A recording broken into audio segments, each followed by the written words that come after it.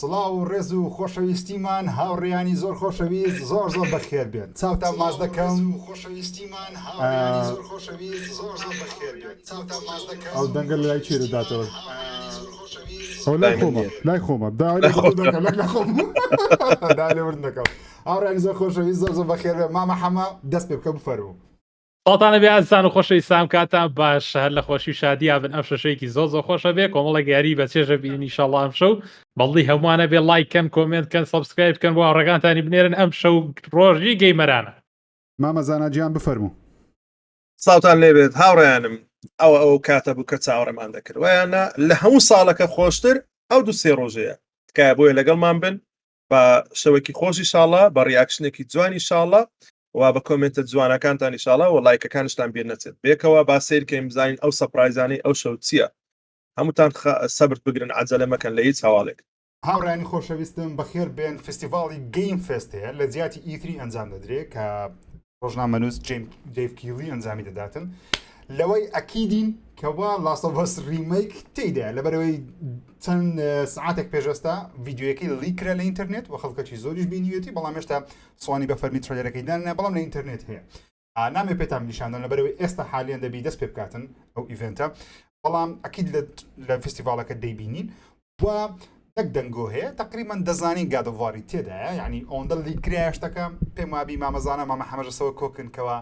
ئەگەرشی یەکزار توانین ئێستا 99.9 گادۆڤار دەبینین ئەو شەو چ بە دواخران بی چ بە لەبە کۆتایی ئەو ساڵی چکە لاست ئۆف ئەس لە مانجی نۆ دێ کەواتە گادۆڤار مانجی نۆ نایە یان سەری ساڵە یان سەرەتا ساڵی داهاتووە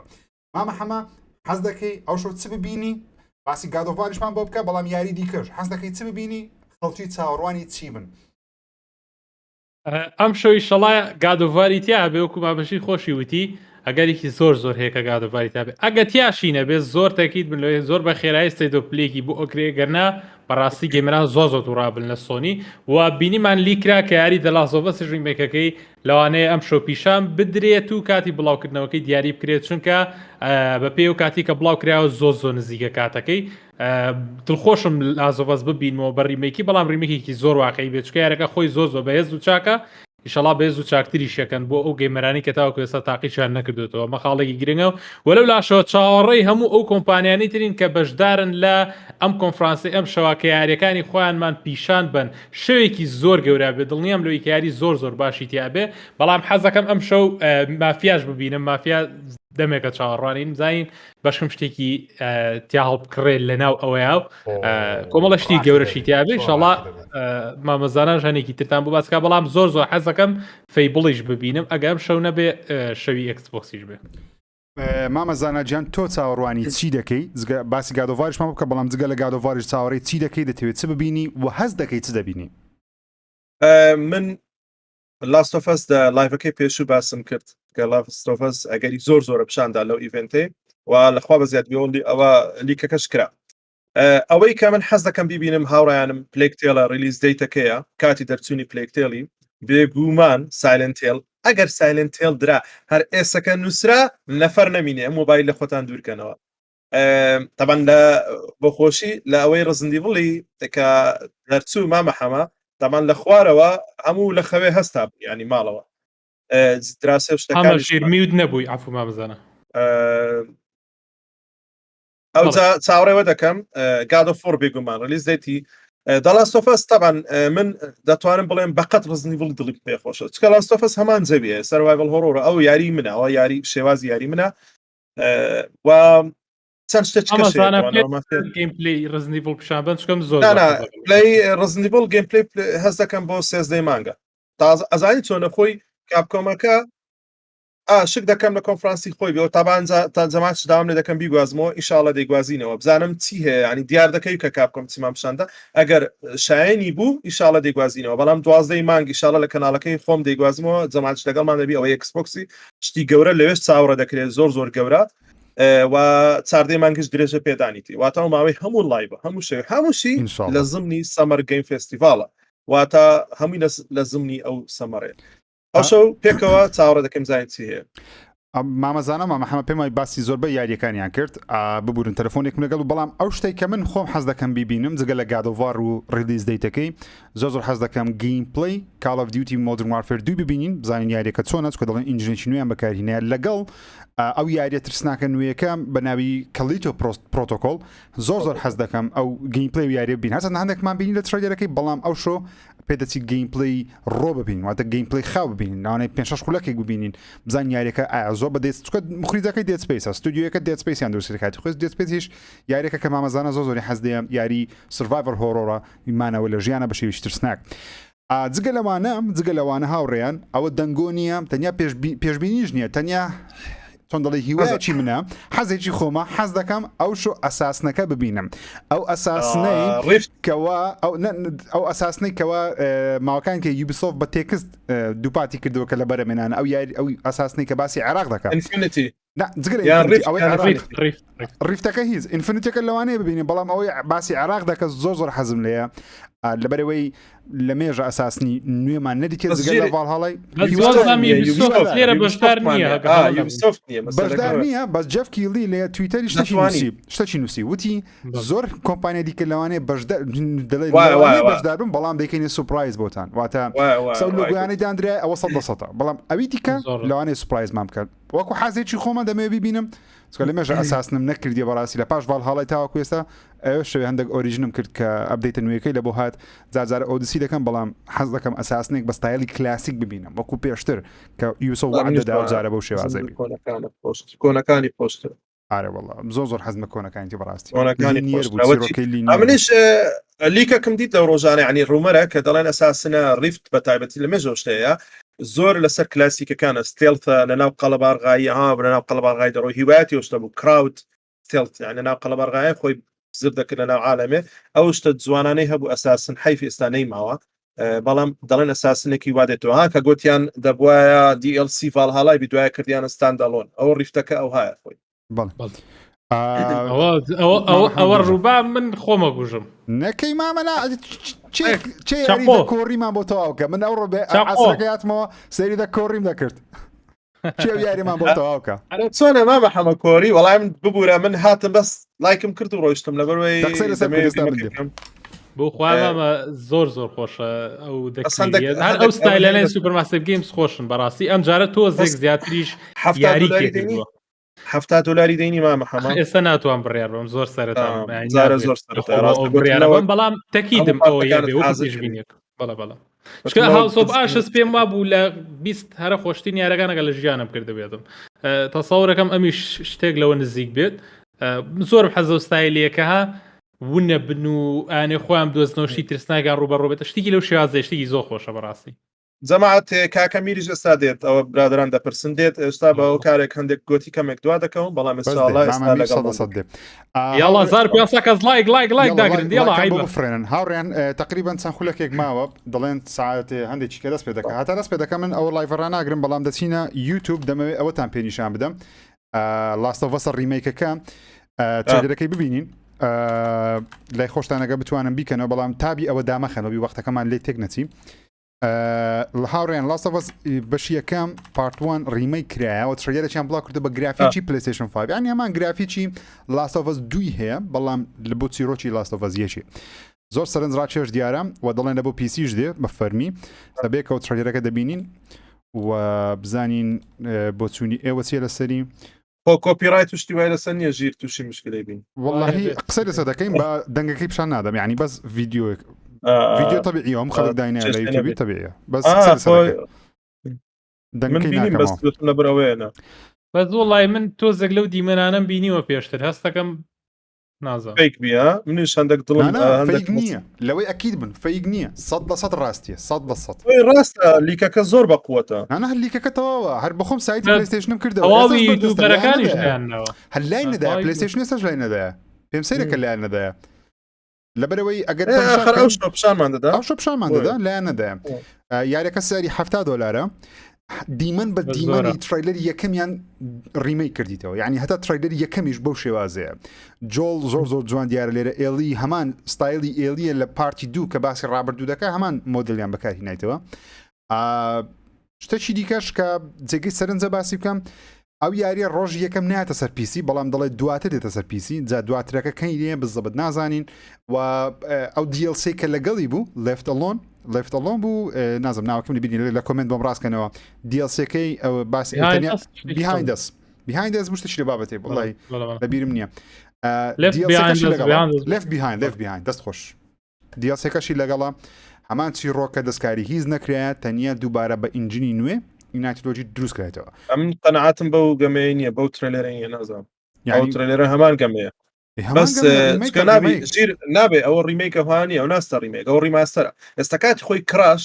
ئەگەر بینیتان کۆمپانیا چەند جوانی کرد ئەمجا نێگۆ ڕیمەیک نایی برد بە ڕیماستەر بەڵام بە ڕیماستەرێکی کە پێدەگوترە ڕیئیماجن ئەوە ڕیمێک نابێ بالێمە تێک ناچیم ڕیمەیک هەیە ڕیبوت هەیە ڕیماستەر هەیە بەس گرافیک بەرز دەکرێتەوە مەسەر گرافیک کاتی خۆی 720 بووە دەیکەن 1000 4K ریمیک هەمان یاریە بە ئینجنەکە دروست دەکەنەوە بێ دەستکاریکردن بەڵام بە دەستکاریکردنەوە ژین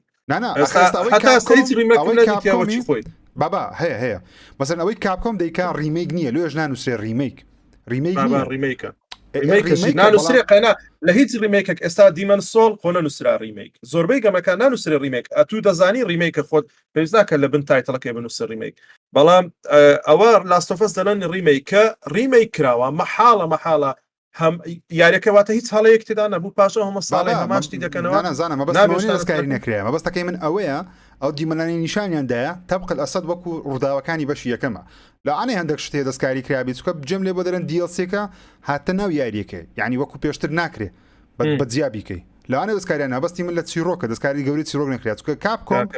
نووسی ڕیئیماجنت نەینووس ناڵە ڕیمیک دەڵ ڕیئیماجنمان کردێواتە بە چاوێکی دیکە بە نیگایکی دیکە سەی دەکەینەوە ئەوە لاستە بەزیەکێ هاوڕیانی خۆشەویستم سلام علیکم سڵاوی خۆتان مامەمیر زۆر بەخێر بێ کاکە لە کوێی چاوتان ماچەکە چووە بۆ چاکە وەڵاو چاکەم هێناوە جەماعەت یەک نقطەی بەسیط نوێشتان بێ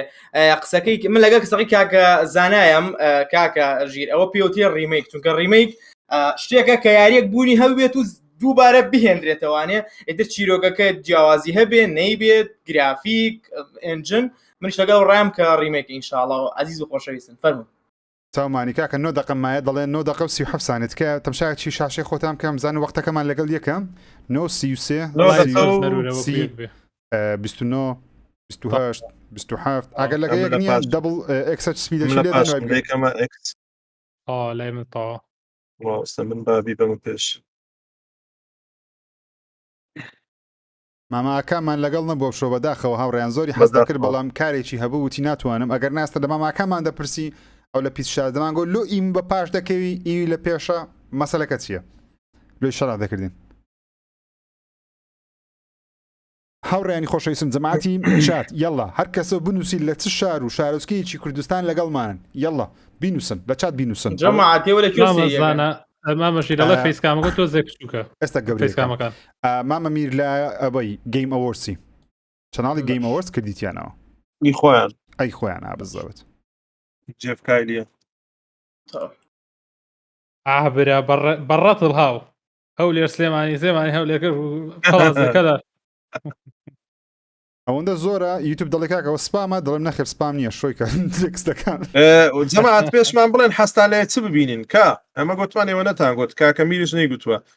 باویش لێ بپرسین کەلار هەولێر کەرکووک دریم سلێمانی کاکە میر حەزت لێ چ ببینی ئەو شۆ کەرکووک ڕانیا وڵاو شۆش لەگەڵ یا باسم کرد حەزەکەم فەیبڵ ببینم وڵای زەحمەتە تەمام هەڵی گرتی بۆ خۆی هەڵی گرتی بازەی گادۆڤار حەزەکەم ببینم لەبە خاتریەوە خاترت خۆش هیوادارم ئەگە ئەو دیڵسیە ببینم وی باسی ڕزیندی وڵ هیوادارم شتێکی ببینم ژیر مامە میراویش داوانەیە هەڵگی لە بۆ سێزدەی مانگ چکە کاپکۆمیش ئەوەی خۆی هەیە پێم وای هەڵگیرە لەبەرەوەی ئەگەر کاپکۆم کۆنفرانسی خۆی بکە چ عرض دەکە کە هەموو شتەکان لێرە عرض بکرێت ڕزنی ڤڵچاریدایە ستیت ئۆف پڵێ ئەوە ناسمێتە گەورەیدا ستیت ئۆف پڵێ ئەگەر دیڵسێکە ژێر عرضکە کەواتە بەخۆی چیلومەوە پێم وای هەبی دەستەوێندەر شتەکەی ئەو شەو بەدڵی تو کاکە میر لێرە و فێرێکی تازە لە بڵەبەر خۆی بڵەبەرە من چاوەڕێ سالنتێڵم دەکرد بەڵام و کاتە لێرە و فێرم نەبوو چکە ماوەیە پێستا لێرە و فێرەکە باس کراکە دێت لێرە و فێر لە ئەوەی خۆیان لە تویتەری سەفحەی ڕیسی خۆیان کە دەڵێن فێر is coming فێر ئەوە ڕسمێکی ڕستمەکەش پیشاندراوە لێرە فێرەکە بەس هیوادارم سالنتێڵەکە زۆر شەو پیشاندا پێت خۆشە کە لێرە و فێر دێت وەڵا پێم خۆشە بەس هیوادارم وەکو بەشی دوو نەبێت کە بەشی دوو زۆر وێران بوو ڕاستە بەشی زۆر خۆشتر بوو زۆر عجیب بوو حتا یەک دیڵسیەکە شیوانە بوو بەس ینی بەس یەک زۆر تایبەت بوو ینی کەواکە گرافیک چیرۆکەکەی پشتی تۆقێنەر بوو بەجددی تۆقێنەر بوو ئەنچارتت پێنج وڵا ڕاستەکەی وڵا هیچ دەنگوی ئەنچارتی هەیە بەڵام باوەڕ ناکەمەوە بیبین هاوڕێ شۆکەیسی خۆی دەکا سۆنی لە مانجینەوە تەلانێ ڕیبوت بکرێتەوە ناوریدۆک ئەبێ ئەم شۆشتەیە پیشان بەهر ئەمە لە بیری ئەو شتەمان لەبیر نەبووە کۆمپانیەکانی ئیمبرەیسەر کامەی بەشداریان کردیە ئەو ئەوەی تێدانیە من یەک کریستال داینامیک نەمدیت لۆگۆیەکانیان نەبوو یعنی حیف چکە تومڕایدەر هەیە لە ئارا مۆزوعی گەورە هەیە ئەو ڕۆژە سوپرایزی تیا بێ شەرت نییە و شتانە وەرگرین بە 100 ئەم شۆ سوپرایزی تیا بێت کاکە ئەوەی کە لۆگۆی دانرایە ئەو لۆگانی کە دانراینا 100% بەشدارن بەڵام جێف کیلی گوتی هەندێک کۆمپانیا دیکەش بەشدارن ستودیو دیکە بەشدارن کە دەبتێت سوپرایز بەڵام سوپرایزەکان تا چەند گەورەیە تا چەند بچووکە نازانین ژێر خەڵک داوای فەیسکامەکە کاکە فەیسکامیان بۆ بکەوانێ ئەو دموچاوە نورانی ببینن ماشەڵڵا کورە برا من فەیسکام کردوت و تۆنت کردوێتەوە قوربانی وەڵامی خەتایی خۆمە ئەو چایە ئەو پەنجەیەکی پیانێ ئەو چای جارێ بە تەواو لێم خوارد دواری ئەها ئاگامان لە خۆمانیە ئەها ئەوە تا یەڵڵا ژانە خۆمی تیام هەڵێم خوایە خەڵکەڵێ بۆ دیار نییە دەست خۆش کاکە ژیر ببوو لە فەرموو دەست خۆش 5 لای من لای وەشتەوە 26 من دێ لۆ لە پاش دەدەزانیت و نازانم بخوای چ برازەرەکە بکریتەوە هەر کڕۆم نییە ئیمەش کڕۆمە کیت هەرگینکە پێشی خە دەبڵەکە لی لۆ دێکەکە ئەوە تاخیرەکە لای من 50 46 بێکەوە نەبێ زۆر ناخۆش من لای ئێوە نیم لای من چلویەکە لای من چلویەک چل ئەزانی چۆنە من غەڵەتەکەم لەوەیە کە سپیدەکە لێ دەدەم دێتە خوارێ دوادێتەوە پاش نازم بۆ یەک ریفرێشکە ئەنجاوای لێ بکەم بزان ڕفرێشێکی ئێستا هەر ریفرێش دەکەم بە خۆت سادە بتەوە یەڵڵا جەماعەت یەڵڵا ئەم شەو ئەتەقێتەوە بەراچی ڕۆیان شەو هاوڕێیان ئێستا من دەنجی لایڤەکە دەکەمەوە بزانە دەنگ لە لای بینەر دەنجیمە و دەنجی بینەر قیاسەکە تەوا بۆ چکە هەموو شتێک نبینم لای خۆم پێتان وایە باشە دەنجیکامان کەمە دەنجیکامان زۆرە بین و سنتکایە بەبی لە کار دەست پێک باش بێ ئەڵێن فەیسکامەکە گەورەکە بەس نازم لەو گەورەتر بێت شاشە نابێت بەشێکی شاشەکە گرێ زۆرین زۆرین و ماشەڵاش فەیسکامەکەمان هەمووی گەورەیە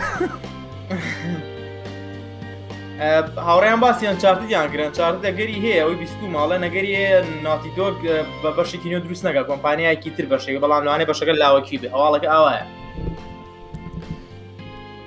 وتی کۆرە چیەوێ کوێر چیەوێ دوو چاوی ساق ئێمەش چیمانەوێت یاری ناوازە یاری جوان یاری نوێ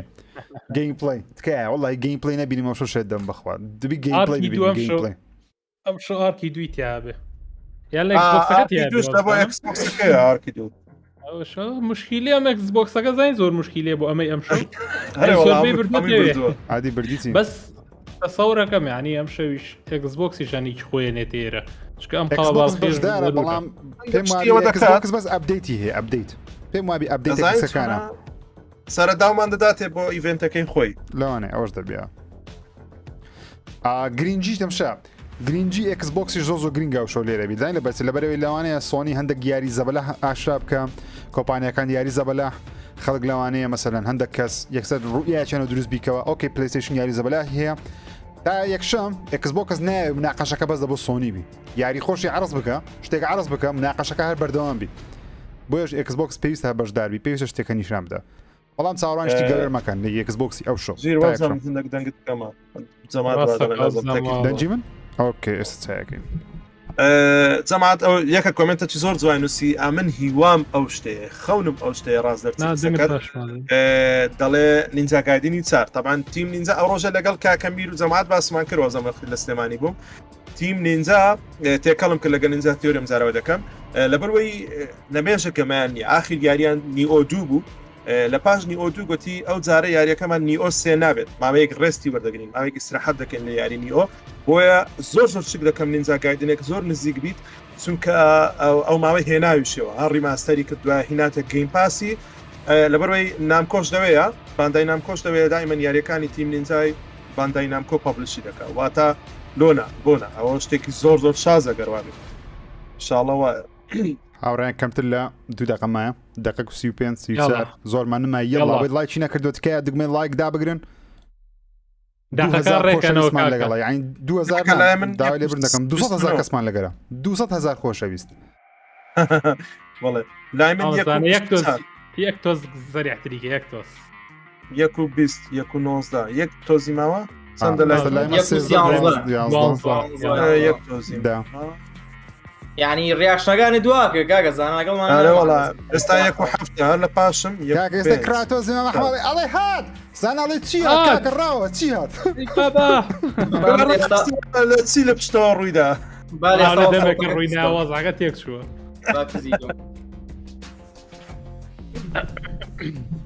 دەمات ڕۆکستار بەژاری نەکردووە تێک تو بۆیە بولی و GTA تێک تو بەزارە لەوانێ مافێ بینین لەوانێ آخر باش بەژاری چی بکە هەر یەک یاریەویش نازم تا 15 ساڵە ڕۆکستار منیتێ بەشداریز کۆنفرانسە بکە هەبە خۆشی نیکە تڕێرەکە بڵاوەکەڵێ ئەوە یاریەکە کەیف خۆتانە دەیکڕن نایکڕن خەڵچەڵێ بێگومان دەیکڕن ئەفەن ئێستا چاوەڕێی چ دەکەن یەکسەر ترێلەریان دەموچای جێفکالی هەز دەکەن دەموچای جێفکالی بەڵام یەکەم شت مۆدێرنە دەموچای جێفکالی دەست پێ دەکە کەمتر لە 10 ثانیە 8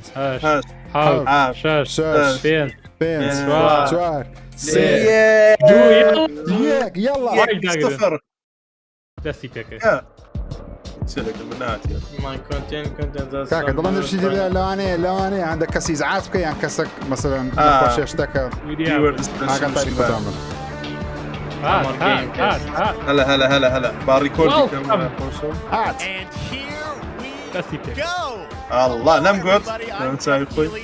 This is Summer Game Fest, a live showcase of what's next in the wide world of video games. We are live here in Los Angeles, so whether you're streaming from home or watching inside an IMAX theater, welcome to our showcase event. Over the next few hours, we'll give you updates on the games you love, be joined by special developer guests, and yes, have a few surprises along the way. Few surprises. This show is that it's a true cross-industry showcase. Whether you play on Xbox, PC, PlayStation, Switch, or mobile, we'll have games for you. It doesn't matter your platform of choice. We're all here to come together as one community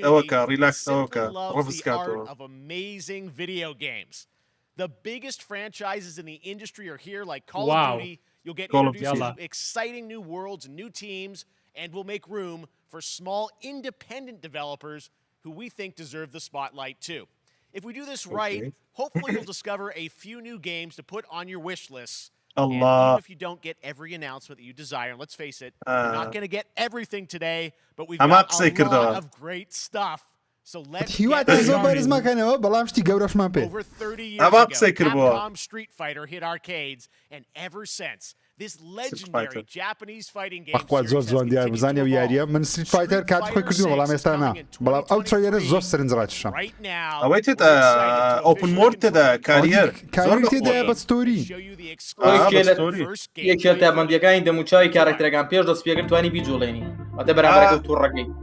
وایە دەتوانی هاوەچیەوەی مۆڕی لێ بکەن پێشی فایتینگ حەز دەکەم ئەوکەی پیشان دەدا کاریە مۆدەکەی American Hero is back. بەس ستایلێکی کافریشیان تێکردی فیس مۆدێلەکان گۆڕانە ریۆ زۆر گۆڕایە خەڵک هەندێک گلەی کرد بوو زۆر بە ئەنجنی ڕزندی بڵی دروستکرایە هاوڕێیان ئەو گەمەیە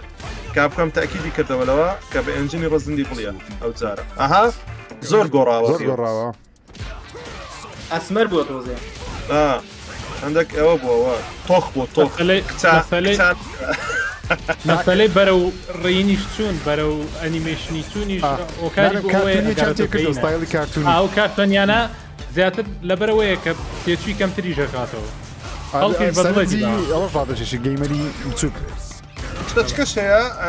جەماعەت نانەوێت بزەبت ژیر قسەکەی تەواوە نانێت زۆر خوێناوی بیت کە گەمە کە زۆر خوێناوی بوو تەمەنەکە دەبی ڕێیتەکەی ئەوە بکەنەوە بەرزکەنەوە کە بەرزکراوە کاکە من ئەوەکەمانێ ئەوە پاڵەوانە شتێدا بۆ ئافرەت بە زۆر جوان بوو کا پیشانیان نییە ئەوە چۆن لیە چۆن لیەکە زۆر جوان بوو مۆدل کارکتەرەکەی 2023 من خاتم کێشەیەکی هەیە وڵاتەکەی هەولێر تەواو نییە هەردووکانبەزێسە باشن Next, it's time for a brand new game announcement here at یاری تازە Check this out. یاڵا یاری تازە یاڵڵا دەبی سەبرمان هەبی تەحملمان هەبی ڕا ئەو ئەوەیە کوریا یا الله کەلیتۆ پرۆتۆکۆڵ نوێ دەڵێ بۆستە نەڵێ ئەوە بێ لە ئەبزیدو شەریکە چکە بوو جیاز بوو ئەمەیارێکە باسی داهاتووەکە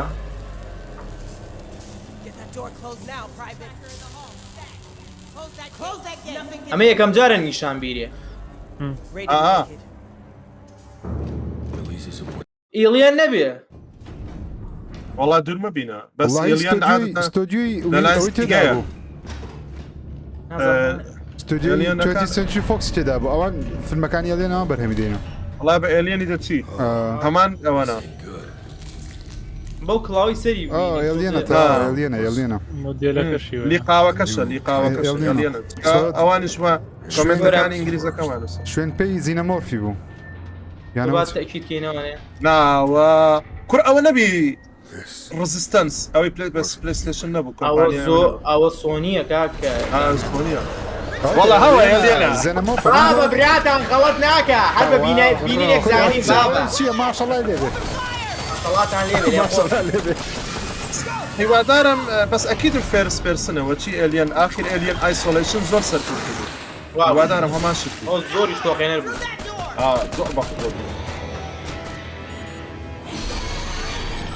ئەگەر سڤایڤەر هۆرۆر بی نەتا ئەکشن فول ئەکشن سەرکەوتو دەبی ئەکید وەڵا ئایسۆلیشن زۆر سەرکەوتم من 2017 کردم ئەوەی دیکە سەرکەوتو نەبوو ئەوەی کۆواپەکە ناوی چ بوو ئێلیەن نازانم چ بوو یەکەچیان زۆر سایەرتی بوو چ بوو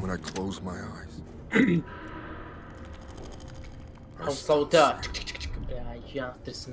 ئەو یاری ئەگە قسە و بکردە سەوتە بەرز کردایەتەوە یارەکەستی پێکرد کارکتەرەکە بۆتەوە بای بێتەنگی یاری کردایە لەوانەیە ئایسۆلیشنی دووبی وەڵا وڵای دەشبی وەر خۆیەتی بە تەنیا دانیشتوانە نەفەر نەبوون لەگەڵیە بزانین ئێلیەنس بە ئێلیەنە کاکە ئێلیەنس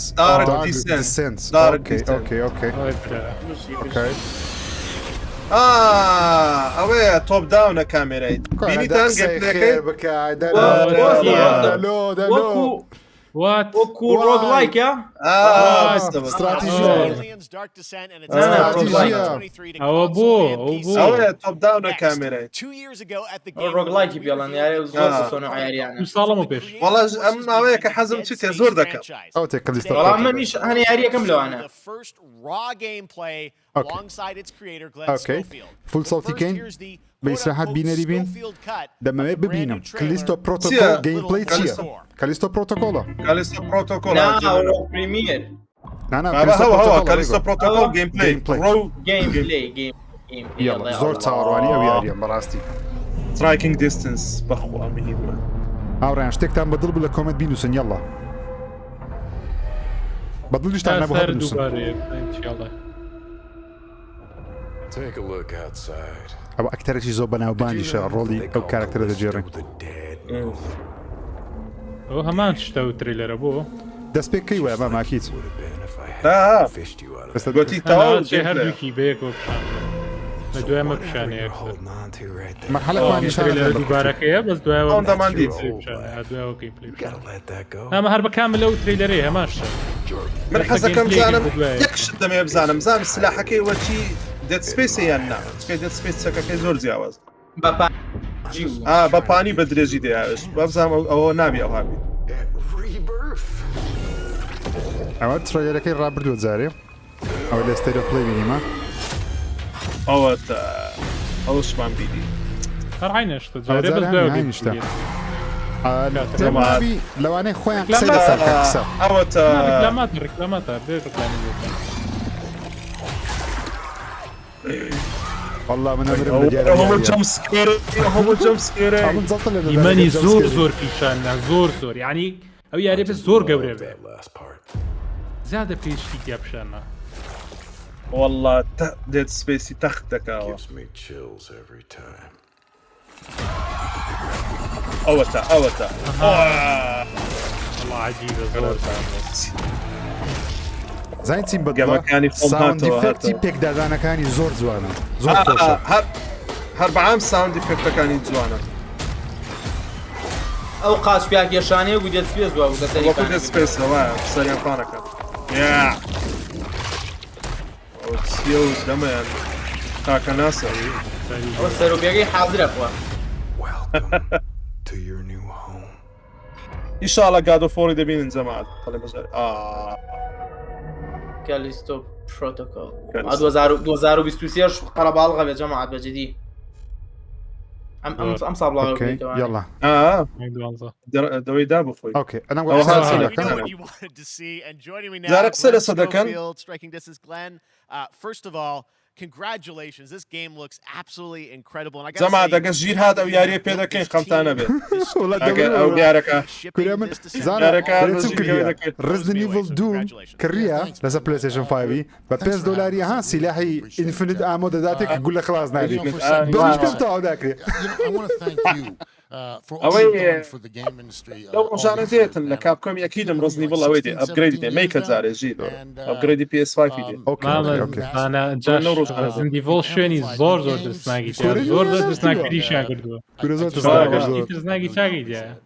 لا أو بخوي باسي كحرة للجمب سكير أو يعني كواش وابو ها السبيس همو اللي أحسن جمب سكير كاكا ياك الكومنت زور خوش نفسي دل لا دكتوري ددانم بس سير لايف دكم لقال ايوا تعود ما دكم ددان سكو سودبي ان شاء الله ددانك بخاوني دردي يا بردكريتو يا هاشتاغ زعما تكا لايفك شيركن دزانم لولا قاعدو فورتانا دي دوتان زاين نيرسنيا ليرا قاعدو فور تكا بيجن 2K سێکەی ببین شێریکن بەخوا دا پەشیمان دەبنەوە لەوە برادەرەکانتان بنێرە ئەوڕیان لایڕانەوەستای بزانێ خەتەکەت خاو بیتن نەگەنە لای بەردەوامە لای ئێمە لای باز بووتە and then check out the nice ending we have where we we usually will kill our main character عبدالله شیندۆ دەڵێ سلای کوپەر والله let's hope so يوادارم سلاي كوبر ان شاء الله ان شاء الله الله سلاي كوبر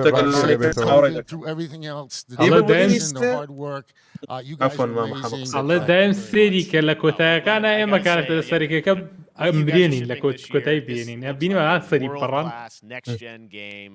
ايفل وذين السيل لو انا لا اكس بوكس كي ببيندري لو انا دوازي ما ان شاء الله جيم بلاي او زاره جيم بلاي يلا اوتا انا ساتشي دريش ريش تاو داخل ديزايني كاركتر جوانه زور طبعا هو كاركتر دوای زر چیلو دی ابجرید دکا اكيد من لوي 100% او توانای هي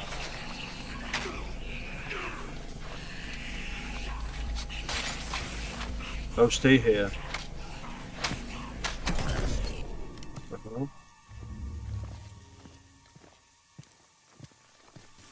وكاركتر كش دبشتي اوي هي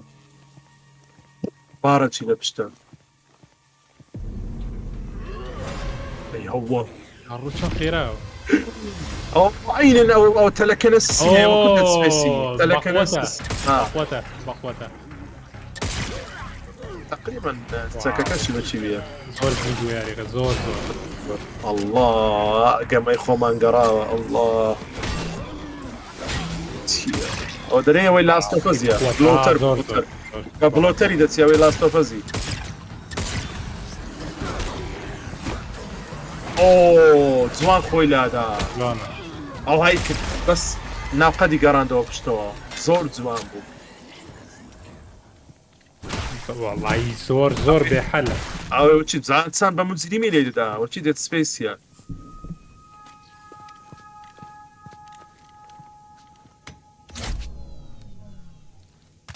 disable locked وەیکی کەنێت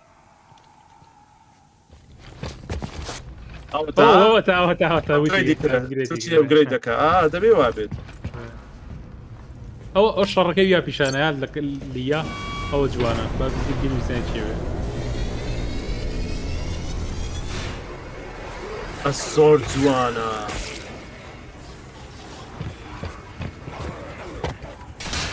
زین کوالۆ کەیفم بە کامێرەکەی دێ وەکو گاد و فۆڕیە ها گەورەیە لە ناو شاشەیە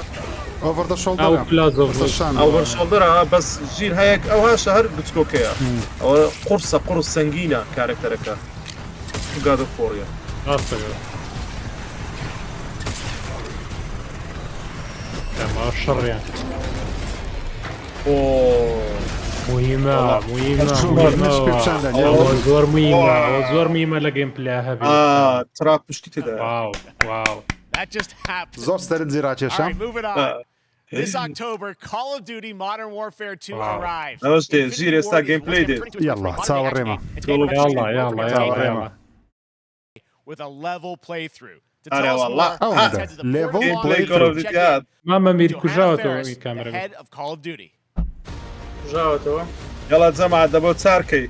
3.1 کە بیکەنە چار کەلیستۆ پرۆتۆکۆڵمان زۆر زۆر بەدڵ بە عام پێمان وابی In 2019, Modern Ah, زۆر Warfare شاد. changed everything. یاڵا On مادەم October وافێ 28th, we usher in a new ئەوە طبعاً جەنرال Call of مانێجەرە Duty بەڕێوەبەری with the سەرەکی launch کاڵ of ئۆف دیوتیەوە Modern ئافرەتە Warfare 2. تەواو گۆڕاوە هەموو تیمەکەی کۆڵڤزی گۆڕاوە Bigger, و and we are طبعا bringing کۆل ئۆف an دوتی هەست entire دەکەم team. سەردەمی زێڕینی دێتەوە ئینشاءالله سەد هەمووی وەڵی وەختە پۆزیتیڤ شێد بووم وەختە شێد و لە هەمووی کاڵ ئۆف دیوتی پۆزیتیڤ. نازدار زۆر زۆر ڕاستە هەموو خەڵک Big enough to هەموو debut خەڵک زۆر نووسیان hold دەیوان away. دەیوان پری ئۆردەر هەموو Inspired خەڵک by the وایان world نووسی we're about to enter. کۆڵ ئۆف دیوتی سبحان الله هەر لە قیمەیە 2 ساڵ نەبێت بۆنی بادڵفیلد 2 ساڵیان 3 ساڵی Here is Modern Warfare 2. هاچەند یاریەکەشیان بەدڵە بێ فرۆشی هێر زۆرە کاکە ئیرانیش ئیران خەڵاوەکەی ستۆریەکەی بەقوتە زۆر بەقوت ستۆریەکەی شتی مویمە بیستین سیاسی مویم تاواوکەری بەشی مۆدێرین 2009 چیرۆکەی هەبێ هەروە بێ وایە ئۆپەرێشنی دارک واتەر دارکوت تۆزێک خەڵکەڵە گرافیکی خراپە بەڵام ئەوە گرافیکی ڕاستەقینە و پیشانیان ماشی تیوێ لەوانەیە پۆلیشی بکەن هێشتا نه خەڵک لە ترێلەر فێڵە لێکە بەزم فێڵە لێ ناکە وەکو خۆیتیەوە کاکە هەر یارێک مۆدلی ینی چون مۆدی مەڵتی پلێری هەبی ناکرێت چاوەڕوانی گرافیکەکی زۆر زەخم و زەبەلاهی لێ بکە کە تەنیا ستۆریە ئەو یارێک گرنجەکەی مەڵتی پلێرە یەکێکە لە میشنەکان ئیمە میشنەکانیان زۆر خۆشە بێتەوە ئەوەش کاکە سابوونە گەڕایەوە سۆپ سەو ئەمە خۆشی یاڵا کەسمان ماوە بۆ سێکە یاڵا بتان خۆ تازە 3.1 بوو نازانەوە هاتۆ ئەوەکە گرافیکەکە ئەوا بێت جوانە هاوڕێیان زۆر ئەوە زۆر چای بێت ئەوە ڕێگا ڕاستە خۆت نەم یاریەکەشەوە وەڵا برام یەک تۆز داونگرێدی تایە گەیمپلەیە خۆشە وەرە من شێتی کاڵ ئۆف دیوتیم لە ڕووی فیزیایی و سی ڕۆشنی ئایپیەکان بکەن کاڕوا خۆشی گۆڕایە ڕۆیشتنی خۆشی هەر لە مۆدێرنی 2009 گۆڕانکاری زۆر تیا بوو یاریەکە دەنجیش زۆر بە مۆدرنی 2009 دەچی قرسە قڕس ئەگەڵ لەو خوێنەیە یا بوو دیوارەیە تۆ تەماشای ڕووناکی بکەن کە ورە تریشقەکە یا لەو شوێنە بارانەوە زۆر قرسە ئەخەوە هەموو ئەوەی EA سێرکە و فێر بە EA گوێواز بێنە زە جەماعەتی بادڵفیڵد زۆر نەوعیەکەنەوە سایەم بۆ نه بادڵفیڵد وێرانە ئێستا حالیان جمهوری بادفێڵم ئێستاش کۆمنت بۆ نووسنەڵێ تۆ ئێستاشڵەن تۆ چۆن و دەبات لەگەڵ سەرکەوتو نابێ ئێوە ما بەس کەوتو نەبوو ئێستا من چی بکەم قسەکەم ڕاست دەرچوو من چی بکەم هێشتا هەر پێیان ناخۆشە کاڵی کمیونیتی ئەمە لە بیرتانە وانییە. لەکەی وامانوت لە کاتی گەیم پلێکە عرض کرا وتپەنەوە یارە سەرکەوتو نابی ئەو وەخت دووامان بوو بەخۆی هەر سەرمان ئێستاش مامێساش ڕخنیانێ نازانم ئەمان نەو گەمەیە ڕێترسینگیشی وا هەیە ترسنی باش ئەڵایڤیشە خۆی ئەگە دوای سێریکە دو زۆر جوانتریش هادی بە فۆرکەی سەیریکەوە فۆرکەی ئاگداری وەرزن بریا لەو خوێنە ئاگاو لێ بوو ئەو عەرەبیشنەوەنە عەرەبن چکە چیرۆکەی پەیوەندی بە ئێرانەوە هەیە ئێران بزەبت لەگەڵ ئەبێت سووریا و منتیقەیە و هەروکو بەشکی ڕابردوو ئەوە چی نفتیە حەق لە چی نفتیە بڕواکەن زۆر لەی نەچێت لە ماپەکەی مۆدررنیەکە ئەوەیە مافی مەڵتیپلێریشە خم زۆر لە شتێکە لە وڵاتیەکان ئەو لە عەربی زمانەکەی پێگا وڵاتێکی ترە زۆر ناشینە مەسەلەکە دینە وەرگرتنی و کارمەندان زۆری بەخۆ کاگە حەمەڕاز زۆریە بەڵام خۆیان بەشیانێ خۆیان کارمەندیانەیە کە عەرەبە ئەبێ ئەوە بزانن ئەوە پێکەن بەس بۆیان ناگونجێمە بەسەکە ساڵێ دوو ساڵ ناخۆمی چەند قسێکی کەمەیکە ئەوە نیە بڵێ قسێکی زۆر زۆرەکەن لە یاریەکەیە لێ فەرمیشتیش هەیە نانەکاکە هەمە خۆ ڕاستەکە تەرجمە زۆر دەوری بەڵام ئەمە تەرجمە نیە ئەمە تەنها کۆمپیوتەرە قسە ئەکەن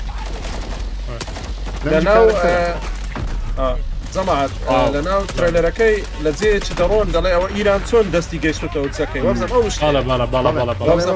یان ڕووسەکان لەیان دابینکردنیان ئێمە ئەمریکی مەقسەدی ئەمریکایە یعنی سوپای هاوپەیمانە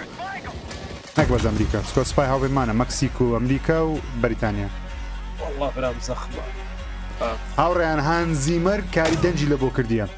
خۆیەتی هانزیمەری زەخم ئەوەی ئینسێپشن و فیلمە زەبەلەحەکانی هۆلیوود کاری دەنگ لێ بۆ کردیان هەمان کۆنسپتی ماپی ئینیشە مۆدررنیەکە بزەوت ئەو ماپە هەیە بە مۆڵتیپلەیژە ماپ هەمان کۆنسپتە هەمان شوێن شازی دابربوونە بەس لە ئۆفلاینەکەی نەبوو ینی لە کامپین نەبوو ئێستا لە کامپینە نەوە تا هەمان شوێنە ئەیگۆتی ئەو چۆن بەدەستی هێناوە باڵا ئەوبزانام ئەو شوێنەیە میشنی یەکەمیش هەروە بۆ چونە شوێنە گەوانەیە بەتاڵ بوو تیای نەبوو کاتە ڕای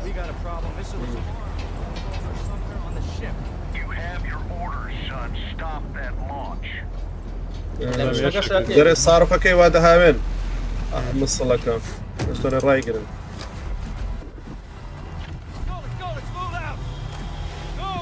والله من زۆر ئامادە و یاریێمە من زۆر شەوی سەد زانی کەناڵەکەی ترمان ئەکتیڤەکەینەوە نێگە خۆش دەرچێت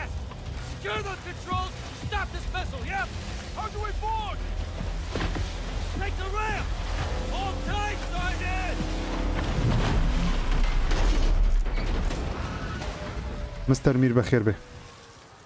ئای بەخێر کاکەمیر باشە گەیمپلێکی وا درێژمان نیشانیان ئافەرمەکەی دروستیان گەرکەی خەریک بوون ئافەر من فنت ئازام جارە ڕێگریشیان لەگەڵ ئاگەمەکە نزیکە تەوا بۆ ئەوڕێدی بێ من هەموو کاتێک ینی کێشەم نابێت کاڵێت زۆربەی کات دەی پێکەن زۆربەی کات بەس وەکو تریاک نایبێکن تریاک باشتە ئەوە ئەگەر بێت و ئەوانش باش زەماعەت لە قسە بکەتەوە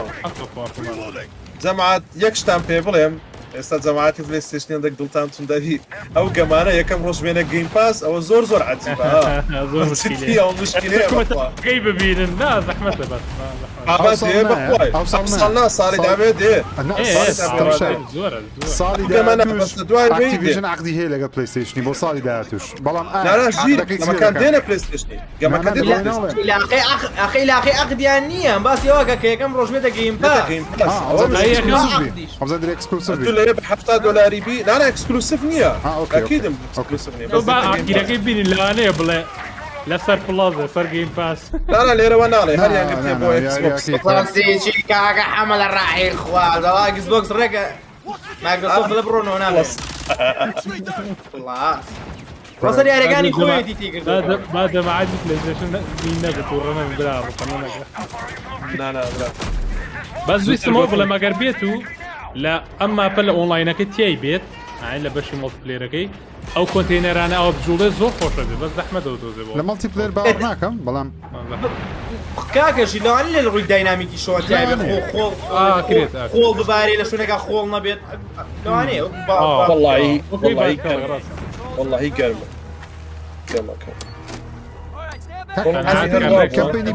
کەمپینی کاڵەوزیتی بەردام هەرواشە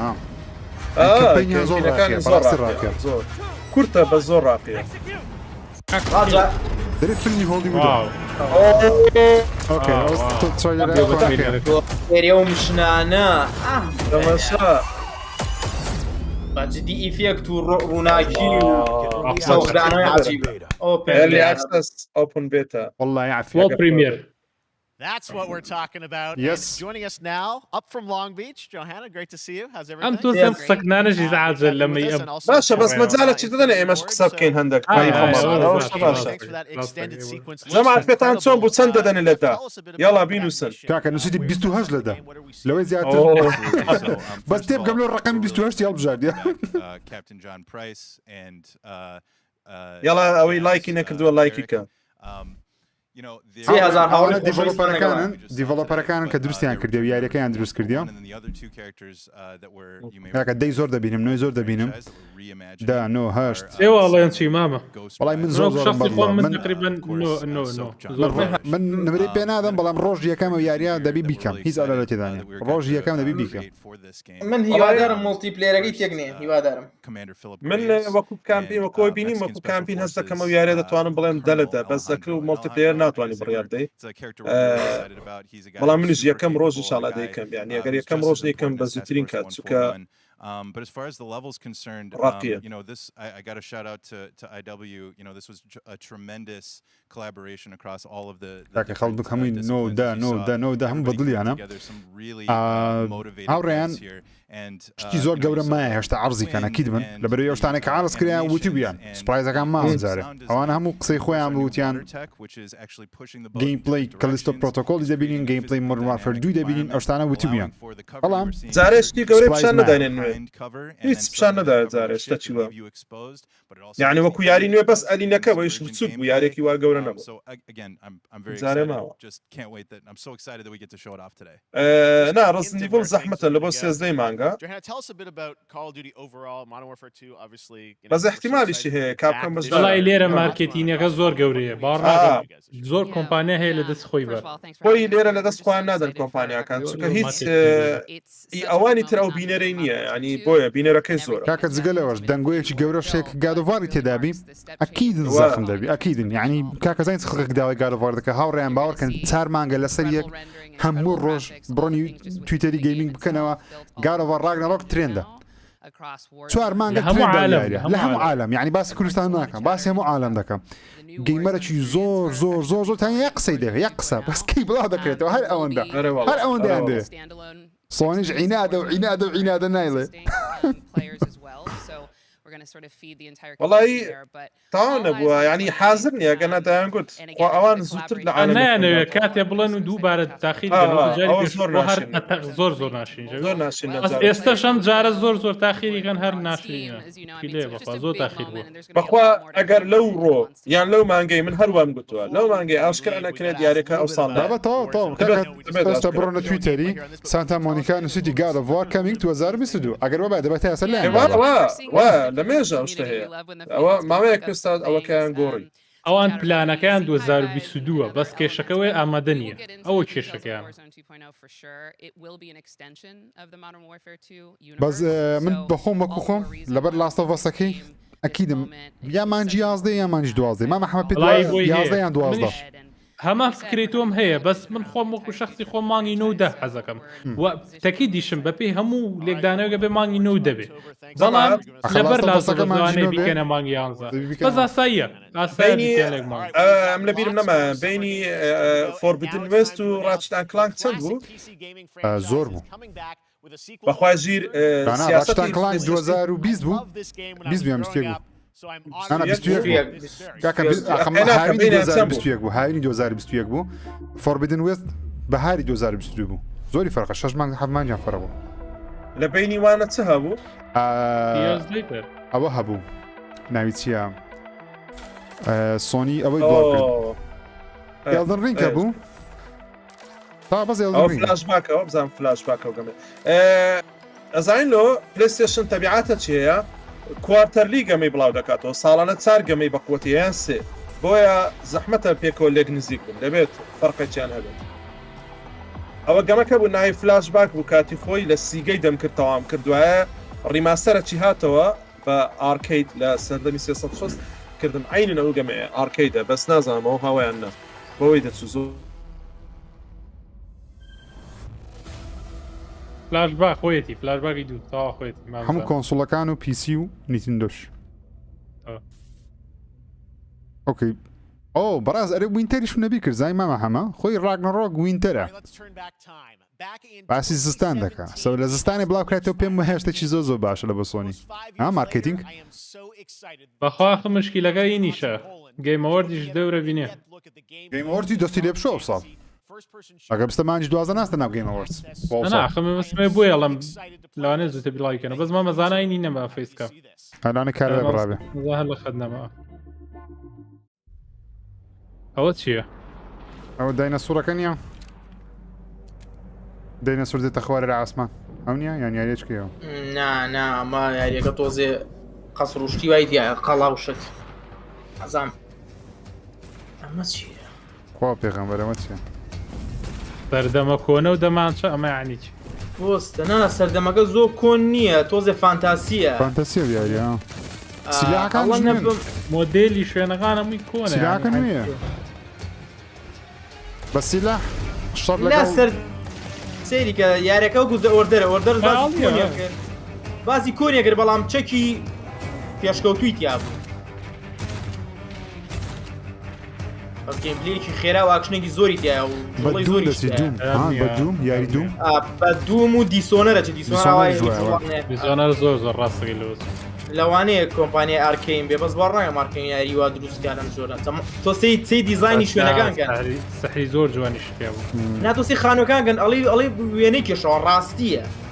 ینی لا یاری ناچێت بەڵا زیینووە یاریکی زۆر زیینوە ئەڵێ قەڵای هەولێرە ناو قەڵای هەولێر لە دووەکی شەجێ یاریەکە بوو فیلمیشی هەبوو کابرایە بوو کڵایەکی لەسەرا بوو لەگە قاپوتێکی درێژە شێوەی لەوەکەم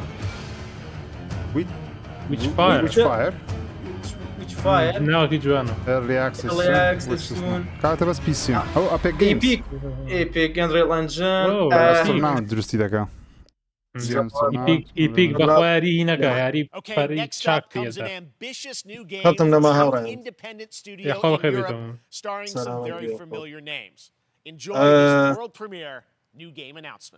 گایرێکی نوێ ئیندیا واتە ستودیۆیەکی بچووکە ئەو ڕوپیشە یەکەم جایش عەرز دەکەن بزانین چیە Medlog 29. Today, I can't believe what I saw. ئەمە لە هینە چێ لە ماسیفێکت ڤیەکڵەکە زۆر پێدەچوو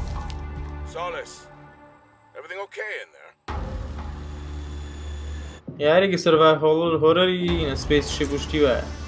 وا دیارە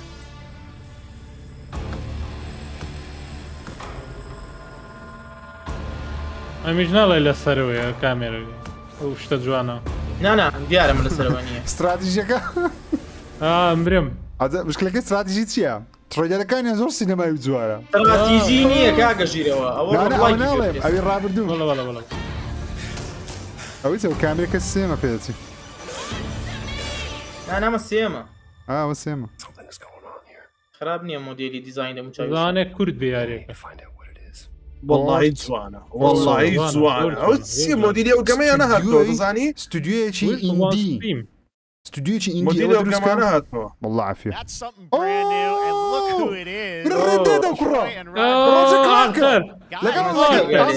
لەگەڵ جۆڵی جۆڵ ئێڵاستە بەسی What the hell ئەمە ترۆی پیکەرە ترۆی پیکەرە لەگەڵ ڕۆژێک الله بلێ ساتی تەما ڕاستن لە پاش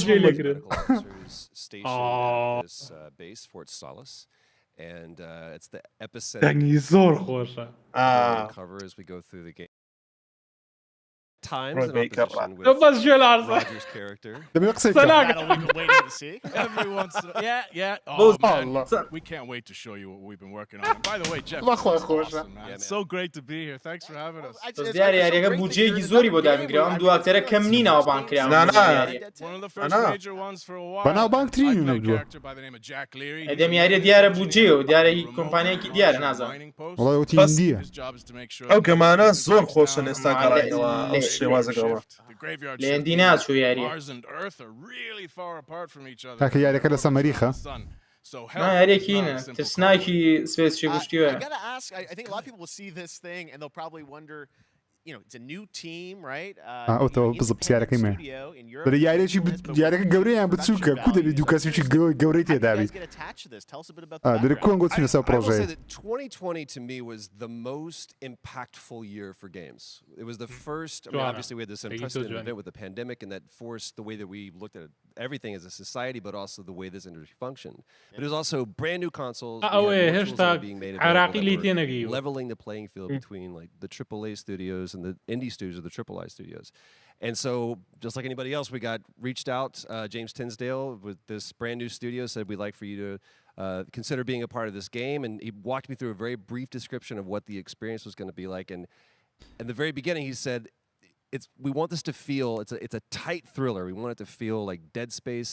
meets Duncan Jones. But Dead Moon. Space And I was is like, sign me بالضبط. أول شو up. I'm هذا. into that, absolutely. خۆ دیارە. Like performance capture and everything. Ah, right? yeah. Absolutely. New studio, brand new energy, and of course, کەرەی جێرە گەورەیەکی تازەیە. And me. وأنا عجيب. privilege Good, to yeah, get to Gary. see this guy and watch him in Wow. action. I know وەرە I love عاشقی to دەنجیە work. کەزوی I ئای love خۆوە. the challenges and all the new innovations that this medium provides to performers. Arthur Can't Morgan, wait to show man. you what we've been working on. I think it's going to knock Yeah, I your guess I've socks seen off. some of the behind the scenes and the performance capture, Unreal Engine 5. I mean, this is. it أو looks Unreal absolutely Engine 5 phenomenal. Can you مشكلة. give us a hint about the gameplay? Like, what are we going to do in this game? Yeah, the verbs are always important. So we're going to let the game speak for itself. We'll be showing you more later on. But this is a game where you as the player, you're going to be exploring, you're going to be discovering. Like we said, it's a very tight thriller. So you're moving Yeah, very Zorba fast Tunda. paced through this Zorba world. There'll be Tunda. multiple locations, multiple ways for you to traverse, which we're excited to show you about.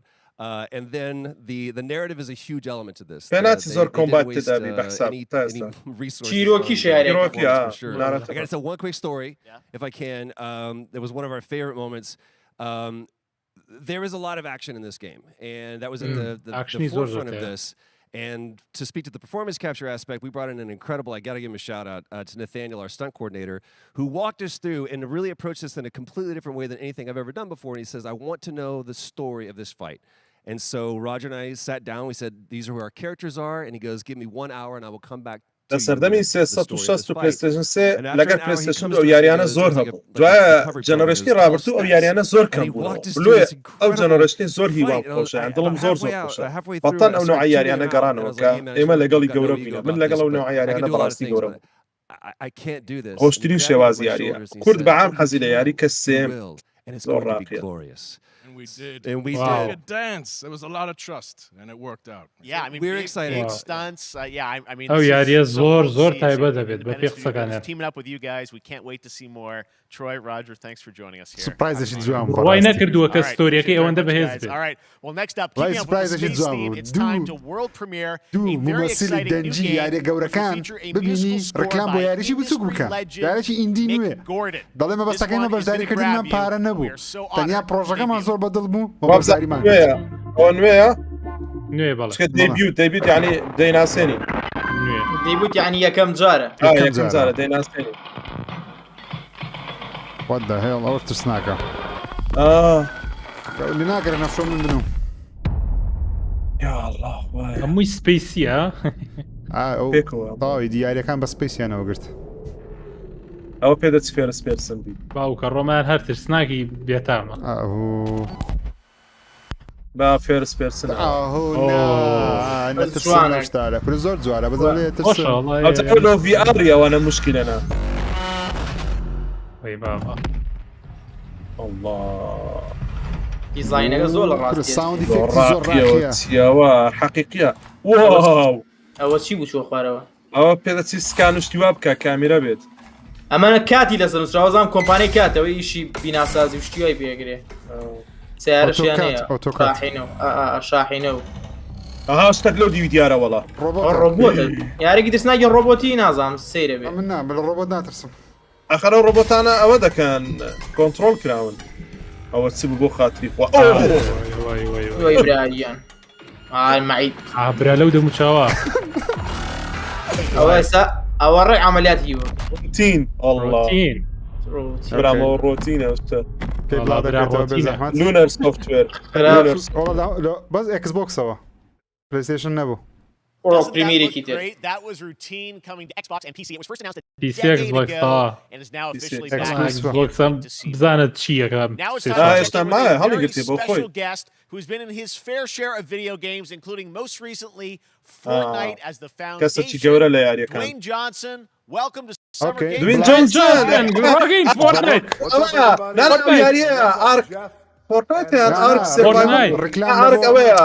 ڕکلام فیلمی بڵاگ ئادەمی دەکا ڕێیان. بۆ سەبزانین ڕێ چیکاگە چەمانە بڵاگ ئادەمە بڵاگ ئادەم ڕکلام لەو فیلمی بڵاگ ئادەم دەکا.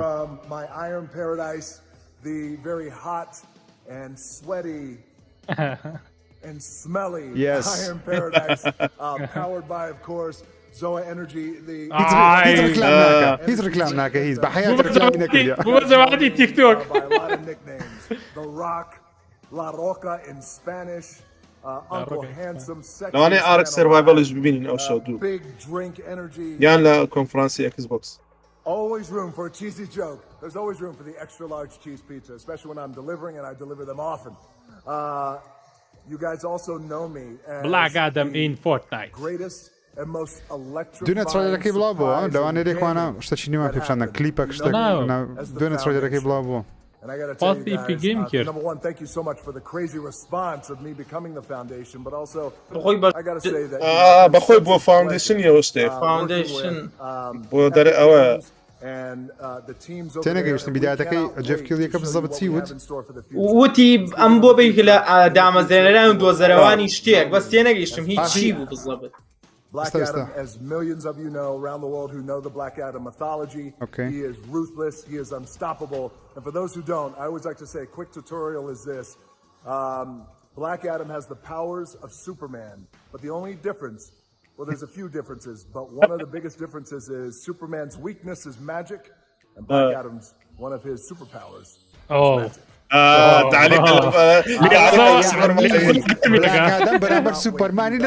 Black Adam around the world in theaters only, and you guys will finally see the hierarchy of power in the DC universe change. It has been an honor to become Black Adam. It is a role that's in my DNA and that I was born to play. I was born to play the Man in Black, and I'm honored to show it to you guys on Stay healthy, stay safe, stay focused, keep having fun. طبعا هو بس دور لايفەکەی پێگەرم دەکە ها شەیتانە چێفکاری ڕکلامە پارێ و زۆر شاز دەرەچاوە خۆش تا حەدی هینە تا حەدی ڕەگەزیە بلاک ئادەم بلاک پانتەر دەبی کارکتەر هەبی نوێنەرایەتی ڕەش پێستەکان بکە بێگومان ئاوترایدەر بەخۆی یاریی هیچە من داوا لێبوردن دەکەم بۆ وڵای لێ تام کرد وڵای ژیر خۆش بووە من کەمپینەکەمە وتاوە وڵایم چێژم لێبینی ئەم چێژم لێبینی نازانم ڕاستە زۆر خۆش نەبوو بەس یعنی چێژم لێبینی تا کۆتایی کاکەون و عیاریانە زۆرن زۆر کەمپینەکەیم کرد وەڵام من ئەوڵاینیم نەکردووە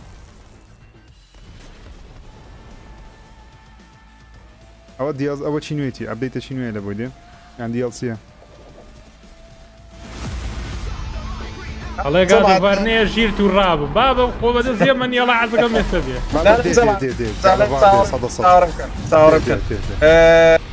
جەماعەت ئەنەمێش لەوانەیە ئەو شەپشان دەچکە کۆمپانیا یابانیەکان بەشداری کە دەرێ نارۆتۆ ستۆرم نینجە ستۆرم لەوانەیە چکە کۆمپانیا یابانیش بەشداریان کردووە ئەگەری هەیە هەندێک شتی وا ببینی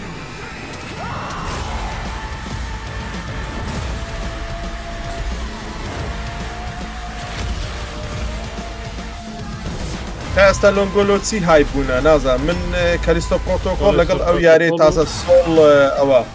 وەڵای ڕۆتینەکەش خۆش بوو وڵی هەمووی باش بووە هەتا ئێستا باش وانێک پیشاندراوە بەس ئاودڕایدەر نەویدە پێشچاوم تخوا لاکەوە زانین لۆ خەفەت لێ دەخۆم کورە چەند مەرحەلەکەم بڕی گلی چی کرد هاتەوە بیدایەت وڵای من هەموو کرد زۆر نازم خۆش بوو بەس بەبێ ئینتەرنێتیشی نەدەکرد ئەوزام ئەکسپانشن بووە ئەو ئەکسپانشن نینتێندۆ شتۆکە کاکە نینتێندۆینی خۆشێکە ماشەڵڵا هاتیانە متحمس سپلاتونە مۆنستەرەوە ڕکلامێکی نینتەندۆیە بەعام کاپێت وای جوان ئەرێمە سەریم ئەو یاریانەیە کە دێت بۆ نیسندۆ MDHR بەژاریەکە بەسێکی یاریە بەژارێکە چیمان توانێت کاپایت بەشێکی تری یانماری گوێیان دروست کردووە پلاتینیوم گەیمز بەژاری کرد بوو آخرنا ئەخ عەرزیشتی خۆی چێگە خۆی هەر یەک یاری هێرێکی دروست کردووە کە پێدی هەیە ینی یاری تری نییە و کۆمپانیایە هەرە وەڵا فۆڵگای نزیکە جەماگەستان چاوەڕێی فۆڵگای سێ بۆ کەس نێنتێندۆ بەڕاستی بەخوارێکی زۆر زۆر خۆش دوانزە کاسمەیە دوانزە کاس دوانزە کاس دوو یەکەت چیان هەم گڵیچیان کرد بەزەم بردمەوە خۆش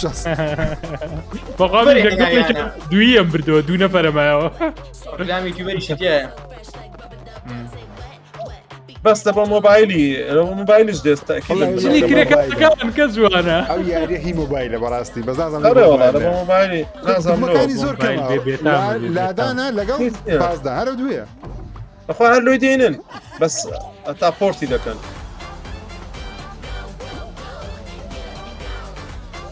بەخوا بێحەلە بێحەل فۆڵکای ترنیاری ساڵ ئەلی نییە سیزن فری فۆر ئۆڵ هەموو کۆنسوڵەکان سینەما جەماعەت دە ڕۆژی تکەیە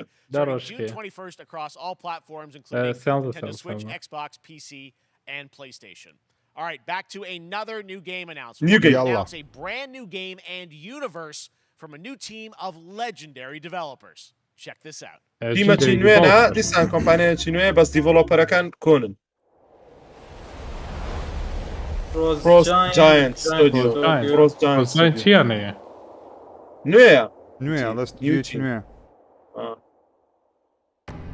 زەو ناو غەریب نییە وەڵام. شەبق. ترایلەری سینەماییە.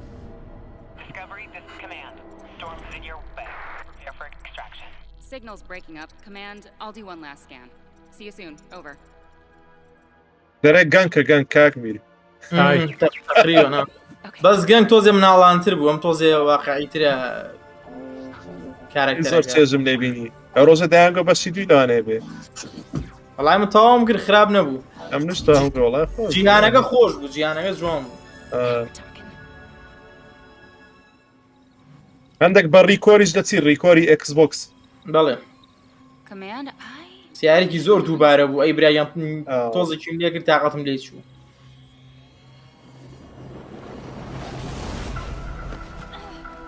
پێدە چێوش کامیرەی دووربی ئەمە کارکتەری سێمن چکە کارکتەرەکە کامل دیارە و دیقەتی شتێکیش بن ئەگەر یاریە کارکتەر کچ بێ بێ کارکتەرەکە دیار بێ زۆربەی وایە بیرۆکەی لە شۆ بووە براڕۆ کاگەیشی خۆمانە تاکێت من ناوێرم قسانە بکەم من قسانە ناکەم ئێستا تۆ سەلام عەلەیکم مۆزوعەکەوانێ تۆ کارکتەرێک کچ دروست کردووە ئێک خۆی شتێکی کەمە کاتری کچ ببینیت ئەبێ خۆت شانە باکە من کچە ئەگە ناڵێم هەموو دیزاینی بۆ بۆگەن ئەوەی مۆزوعەکە خەلێشی نایە بەس فێرس پێرسن بەس دەنگ بی ئەو دەنگە جیقە ڕەحمەتی لێ ماڵێ جیقە کاکەزانە ڕەحمەتی خوا لێگێ ئێستا کۆپی ڕایت سڕاکێکمان لێم برام یوتیوب ئێستا دیلێتمان دەکات دیلێتمان دەکات جەماعەتی وەلامان تێبەرمێن با ئەی کاکە ئەمە بووینە فێرمەنست و مێمەنست ئێستا کوڕەکانیشانیشی بووینە فێرمەنست وای لێهاتۆ ئەوش بە تۆپ داونەکان دەچی سکرینی بەرز بێت هەست دەکەم کامێرەی دوورە بەرزە وەڵای ڕاستەکەی ترایلەری سینەمایی نەیە یاریەکە دروستکردانەشتێکی جوان بکە بە ئینجن و تەواو یارەمە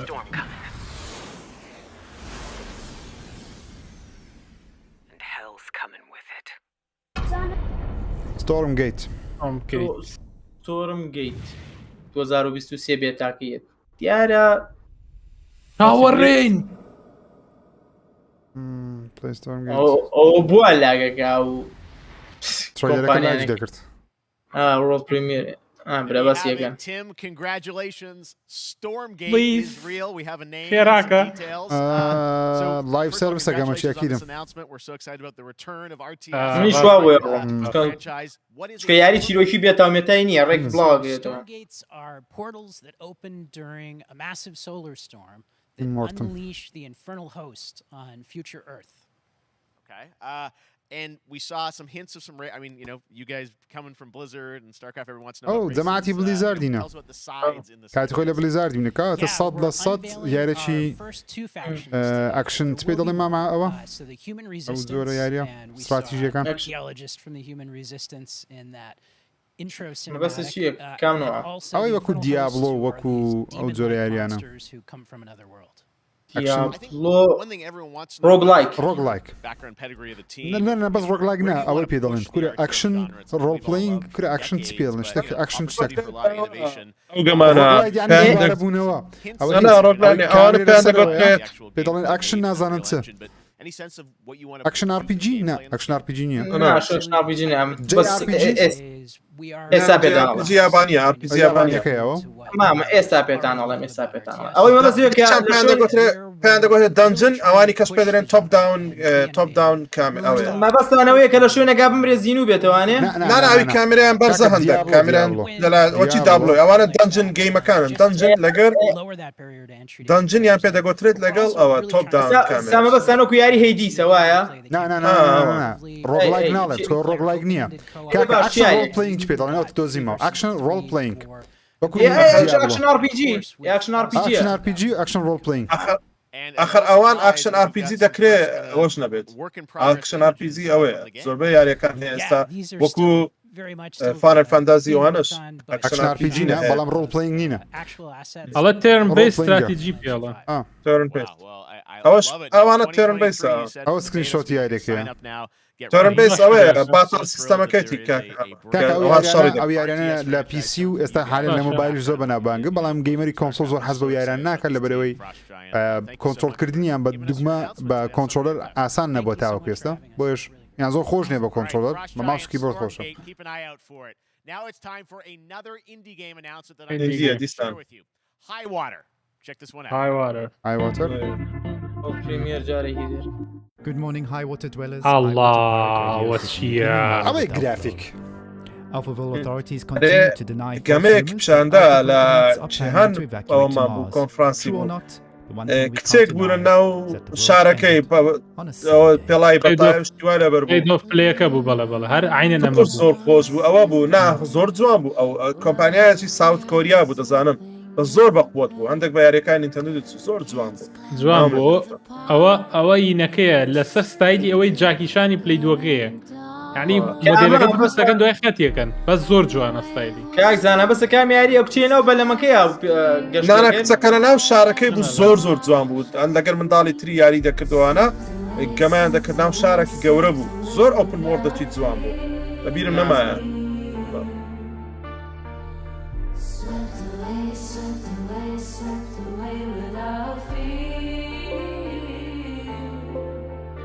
گەیم پاس خۆ بگرم یاری و بوو هاو ئەوە یعنی چی نامەحەمە ئەوە یعنی پاس بڵاو دەکرێنەوە ئەوە بە فری زۆر خۆشە ئەو یاریانەی فریە پارە نییە بۆ هەموو کەسێک یانی لەگەڵ ڕێزمەوە کەسانی یاری ئیندی دەکڕن بەڵام ئەم کەسێک پارە بەو یاریان نادا کاسان لە کوردستان Game set in a world ravaged by extreme climate change. Now, speaking of the world around us, the conflict in Ukraine is not far from anyone's mind. Including replaced from Sad Cat Studios, a Belarusian studio with Belarus and Ukraine. The team had long hoped to reveal a new trailer here today, but we're understandably unable to all the developers impacted by the conflict hope to be able to share your work at a future show. All right, our next game is an official selection of the Tribeca Games Festival. دوای It's ئەمانە American Arcade, مەزموعەیە where you پیشانە play دوای Trevor, ئەمانە شتی whose خۆشتی life is being خۆشە. televised, with the viewing population constantly voting you up or down. When you become unpopular, you need to start running for your life. Check this out. ئاخوتی دواتر پیشانێدی مامەزانە تێم بۆ پیشانێدی بەس دواتر ئەمە دووەم یاریەتی ئەم کۆمپانیایە. Where technology and science go hand in hand with fun and entertainment. My grandfather, Elijah Walton, had a dream to build the city of tomorrow. That dream is now a reality, and that city is Arcadia. Arcadia ئەمە شارێکی پێشکەوتووە بابیریم دروستی A کردووە. 43-square-mile metropolis where each and every citizen enjoys a life of luxury. زەمات مامەقالەش دێرێ. مامەقالە بەخێر مامەقالە زۆر بەخێر بێت چای من. 24 hours a day, 7 days a week on every digital platform. هەڵە یاری بلاکی دویتیە بلاک زانکی تیانە ئەو شۆکە نووسم خەوتم ئینشاڵە بیری یەکەمەوە داوانێ لە خەڵ بیبینیم بۆ جارێک لە ژیاندا. ئۆ کابرایە گادۆتە ناوم جی ئەم شارەوانەوە بزانم نایاساییە بێت ئەمە هەموو کەسە تایبەتەکان لەم شارە ئاژین کەسێکە دەوڵەمەند بێ خۆش دیارە ئەم زۆرم حەز لە جێیانیان بە تایبەتی ئەوە بی پلاتفۆرمەر بی لەلای کامێرە نیشاندا یاریەکە تیا خۆشحاڵنەیە و سێڵسە و پلاتفۆرم و ئیندیە و هەر ئارت دیزاینیشی زۆر جوانە. American Arcadia. ساڵی هەفتاکانە پیس ئەوە بەس پیسێ جارێ. نانە کۆنسۆلیشە. Apparently we've made it to the beach. Next up is a sequel we've all been anticipating for a long time. There's Trouble in Paradise, and watch out, you don't want to get bitten. After many years of rumors, we finally get an update on this much anticipated sequel.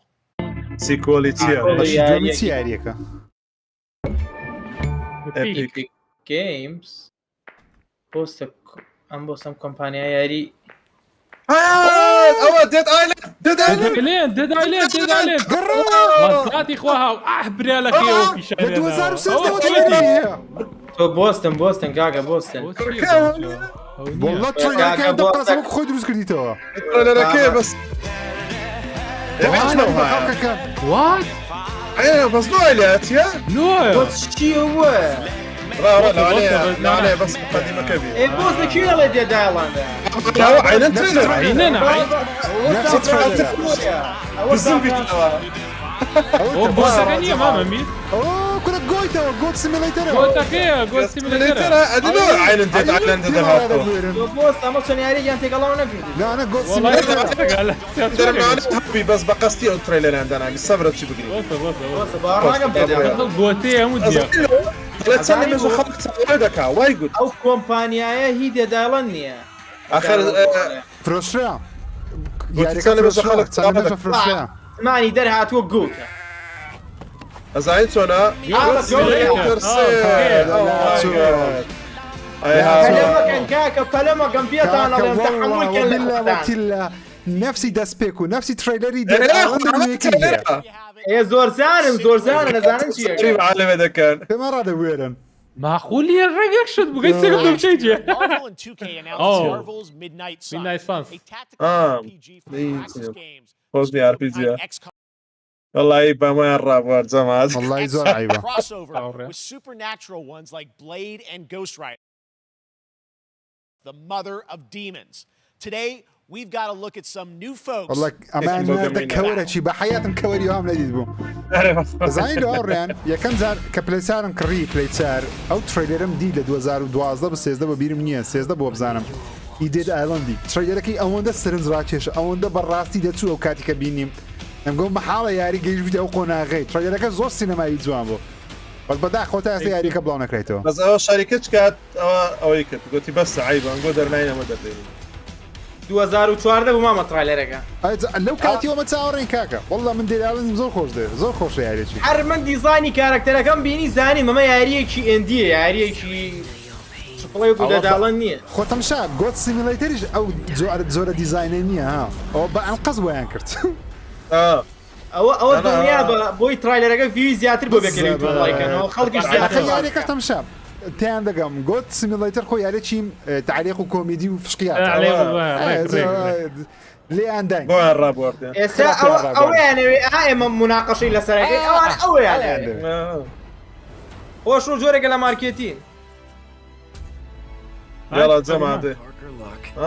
هم مارفيلا هو سبايدر مان استراتيجية ويا استراتيجية يا استراتيجية لا استراتيجية اويا او جميع لا انا مويا لا كان استراتيجي وكان اللايف سيرفيس يا كان يا ريس لايف سيرفيس يبو زخم ياري زخم لا دجي يقا ما اذا كان الله ماما جي اكس بوكس جيم بشانه لسه تي في بەڵێ هاوڕێیان ئەو ئاشاکە ئەکس بۆکس بەدەست دەبی لەسەر تەلەڤیزیۆنەکانی سامسونگ شتێکی باشە بۆ کەسانی حەزیان لە کلاودە بەڵام لاگی زۆر دەبێت وڵاتی ئێمە زۆر وەڵا هات ئای بابا وڵکیشی کردێ هەمویانی کرد بە دوژمن بە ببینم میدنایت سانس 2022 پریۆردەری کەوت و کۆسترێنیش بەدەست بێنە بەبەلانیشانە وەڵم پریۆردەری کەشتی وایە والله سيليات يس سبايدر مان ولا شي جيم بلاي لا اشتقوا ركاني وياه سبايدر مان اي بابا So moving on to the wonderful world of Cuphead, the delicious last course. And can you believe it? We're only a couple weeks away from playing the delicious last course DLC. You see how they did that for Cuphead. Joining me now is Maya Moldenhauer from Studio MDHR. So first of all, Maya, it's really coming. It's really coming June 30th on all major platforms. We are thrilled. Well,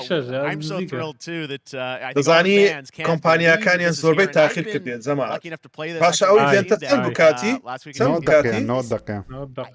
برام راين قلت راين وتصاورة يشتا بلابرنات يا يشتا زوربي كومبانيا زخمة كانت The visual look, you guys have taken it even to the next level. طبعا هاوريان اگر ازانم کۆمپانیای ئەم کاپیادەی چۆن دروست کردووە برام مێژوەکەیم خوێنوانێ زۆر تایبەتە جوانترین ئارتی جوانترین لێڤڵ دیزاینی هەیە بە شێوەیە دروستیان کردووە کاراکتەر دوو کەس بوون یەکەم جار پارەیان بە خۆیان نێشتووە لە ماڵەوە ئیشیان نەکرد بەس یاریە بوو بە جدی ئافرم یاریەک باسی کارتۆنەکانی ساڵ 1940 نەکات بەڵام بە یاریەکی زەحمەتی خۆیان بە تعزیبی یاریزانەکانیش ئەوە بینیمێ کەناڵێکی یوتیوب سایکێ کەناڵە کەورەکان کە ڕیڤیۆگان وڵاتە عەرەبیەکان بە یەک ڤیدیۆی ئەم مێژووی کۆمپانیای کەپهێد بەناوبانگ بوو زۆر بە جوانی باسیە کرد and features some of my personal favorite أي ليرة ويشيب كي راس أكتيف التمرين بس ميجويك بس زور ثمنية لوت سايت لاقي سر جراكيش ونسيبوي ميجوا تاريخكي ياري كابهيد يعني هستكي ياري كشتي غلط وخرابي كده بس إذا كليكي ليكي أمينيته ولا قاليها رام جربوا بكتيلة بخوا كابيت خوش أخوة بخوا راقية لا زاني أو كرتون ينقمت هنا جاي بس طالي كرتون 1960 كان دروس كايتو ديزني كون ميكي ماوس ديزني كون أوي دوم ياتي في وتراد دوين بدي هذه قرصة زور قرصة تعرف حسام كسول لايك كده كيو جماعة بالقرعة طبعا زور شتا جولة لسه شاشة كم يكشتي زور كوميدي لا او انيميشن على السنه كان او كاركترك الراس تنازل له دانسي دك على خورا جوليان هي انا الحركه دك نوك اوت كخوش بيو نوك اوت عم طاوم نقدر دو بارت نقدر زور قصة امري دياري بس تسعة كي بو بددك هو مشتني tomorrow we will show you an exclusive look at Season 2 of the Cuphead Show when I co-host Netflix's Geeked Week, which will include new show and game announcements. It's Pacific 1 p.m. Eastern. عندكم ديت that's والله not لقى من all. دالكان There's more Summer Game Fest all weekend long. Coming up next is the Day of the Devs Indie Showcase with IM 8-Bit and Double Fine, then Devolver's Marketing Countdown to Marketing. Tomorrow after Geek Week, there is the Epic Game Store Showcase at 11 a.m. Pacific, 2 p.m. Eastern. والله الريان حاميان كتبان حاميان لا أوي سمر جيم فيستينا يعني E3 أجا بش قريتها باي With a look at the future of Xbox. E3 صار قدر قريته. أخا بزستو هم داجي كرت جيف كيلي هم داجي كردوا. About Neon White, a game where you play an assassin from hell who slays demons for the chance to ascend to heaven. اما چیه یاری اوكي یاریەک وەکو کەسێک یاری دەکەی لە جەهەنەم بۆ ئەوەی بچێ بەهەشت فانسیەوەشی کرد بزانە جەماعەت نەمگۆ هەمووی ئەو هەفتەیە کە ئیڤنتەکانە عادی دی ئەوەیە هەمی گەیم زۆر بە بلیچی دەچێ و گەمان بەس من ئەوە ینی ئارتەکەی ئانەمێ دەچێت وەڵا گوناحکارە بەس یارەکە فول ئاکشنەوە چییە زۆر لەبەرێ ئەوە نەبوو زۆر تەرکیزم نەکرد باسی دەبڵ فاینی کرد کۆمپانیەکەی مایکرۆسۆفتی و باسی ئەکسبۆکسی کرد ئیڤنتەکەی دوو بەیانی یەکشەممە ینی سێڕانی خۆشەویستم مامەزانە بۆمان دەگواستەوە لەگەڵی دەبینی ئینشاڵڵا هەمومان شەوی یەکشەممە کۆنفرانسەکەی زەخمەکەی ئەکسبۆکسی دەبینی ساعت هەشتەوە بزانم چکە ئەو ساعتێک پێشەوەی بوو هەشت دەست پێ دەکەی دەی ئەمریکا دەکە هەشتی ئێمە ینی ئێمە هەفت و عینەن هەفت هەندێک دەین دەدەقە چارێک زووتر دەین ئینشاڵڵا نیۆن وایت ئەوە یاری مریوە جون 16 Oh, Nintendo Steam. Okay. We've shown you lots of games today made by huge teams. Now it's time for a game made by a single father in Poland. أي بابا ياك نفر وكم يدرس كلها. Some help to bring his vision for a fast-paced action game, Midnight Fight Express, to life. Let's take a look. ياك درست كده ياك كاس. بدأت تصير بيت ديم أب بيت ديم أب مرحلة شيء حرب الشوارع واشتواء. أوكو وين وين؟ سيفوز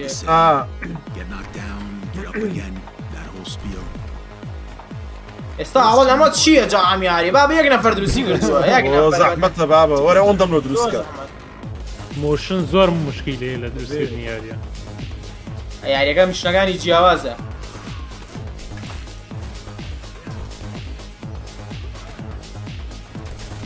والله عفري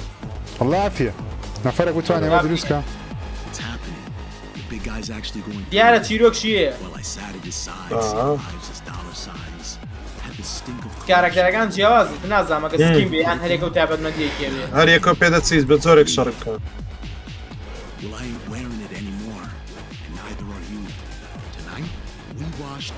هەم ڕوبەڕووبوونەوەی دەسیتیایە هەم چەکیش ئۆ کاکە ئەو کەسە چی ئاسان نییە هەموو شتێکە و کابرا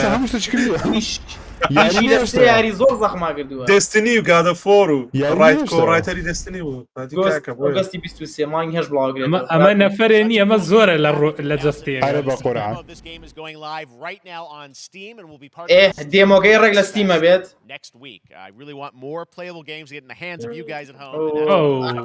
گیانەم یاریە ماوە جارێ وەرفرێ ئەڵێ بە بەلاژەڵە پارە تێمێ ئەڵە کار تێمێ هەر یاریەکان کردووە تا ئێستا من نەم کردووە من یەک تۆزم لێ کردو یەک تۆز بەچی بۆرەوە فۆرکراوەیە وەرەوە چی پێ دەڵێن وۆرکرافت عینە یارێکی فریە گەل لە مێژەش فریە و یاریە گەلەگە یعنی هیچ یاریەک فری تو پڵی نەبوو باوەڕ ناکەم پێشەوە یاریە ئەوەندەی بینیومە گەل لە مێژە فری تو پڵەیە طبعا ئەو لایف سێرڤیسانە ساڵانە دەردێن فەشەل دەینن وەکو بابیلۆن فۆڵ بۆ ئاخیرەی هەر بەردەوام من چکە یەک جار سەر بگری تۆڵەی هەموو تەمەنی دەکاتەوە بۆ کۆمپانیەکە هەوڕێیان زۆر نووسیتیان گادەڤار ماوە بەڵێ تاو کەسە گادەڤار نیشان نەداوە ئاکید من لە ئاخیرەکەی دەیبینیم من پێم ناخۆشە بێ ڕیاکشندا بینم کە تیای نەبێ هیوادارم بێ ئەمەلتان نەکە من حەزەکەم تیای بێ بۆی بزانم ڕیاکشن ببینم ئەو کابرایان نایەتە سەر ئێرە ئەگەر بەس ئەوەندەی پێوی جێفکاری بەبێ گادۆ سکوتە ئێستا یاری نوێیان ئارز کردی بەڵام یاری نوێ زەبەلاح نەبووە ریاکشنمان پێوە بکە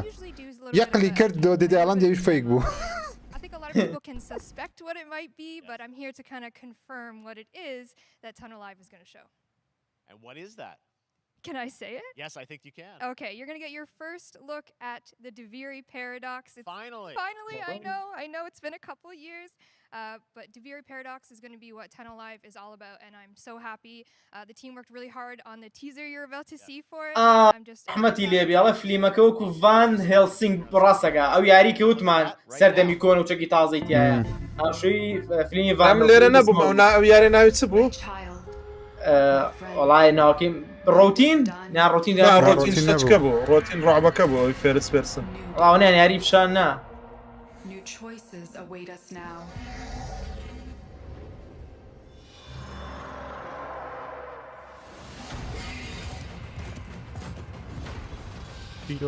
تاوايا كسالت يلا فيستا دابت من باور ماني الان دو غوجيما بتما ياريشي ترسناغي ترى بناوي اوفر دوز طبعا من او ياريا لو انا لا شوكيسي اكس بوكس يبي اوفر دايز تشوكا اوفر دوز اگری زوره تشكل مشترك كوجيما ياري كتابتي بو اكس بوكس ديث ستراندينج دو لبو بلاي ستيشن بي اوفر دوز لبو اكس بوكس يبي كاريكي بترسا لا بلام وان اوفر دوز حتى استا خوشترين تايتل للاي من لبو ياري بترس زور بقوه التايتل اكيد معناها كي زور قوريه يعني نفر زيادة حبيب اخواته درماني بكاربيني زورترين مردن لسالانه الامريكاي با اوفر دوزا وكاري اوفر دوزا كزوري اخواته دخواوت او زايد چانا و یاریانه که مثلا دبه کامرا که ها دنیا خواره بو عاصمان بینی توزک الو زورانه و یاریانه اكيد مش یاریەکەی ئەوە شاندەدا میهۆیۆ ئەوەی گەنشن ئیمپاکت ئەوە ناوی زۆنلس شتێکی وە زێن شتێکی وە هەموو زە دەڵێ زی زۆرە هەموو زیزیزی ئەڵێ مامەژیر پرسیارێک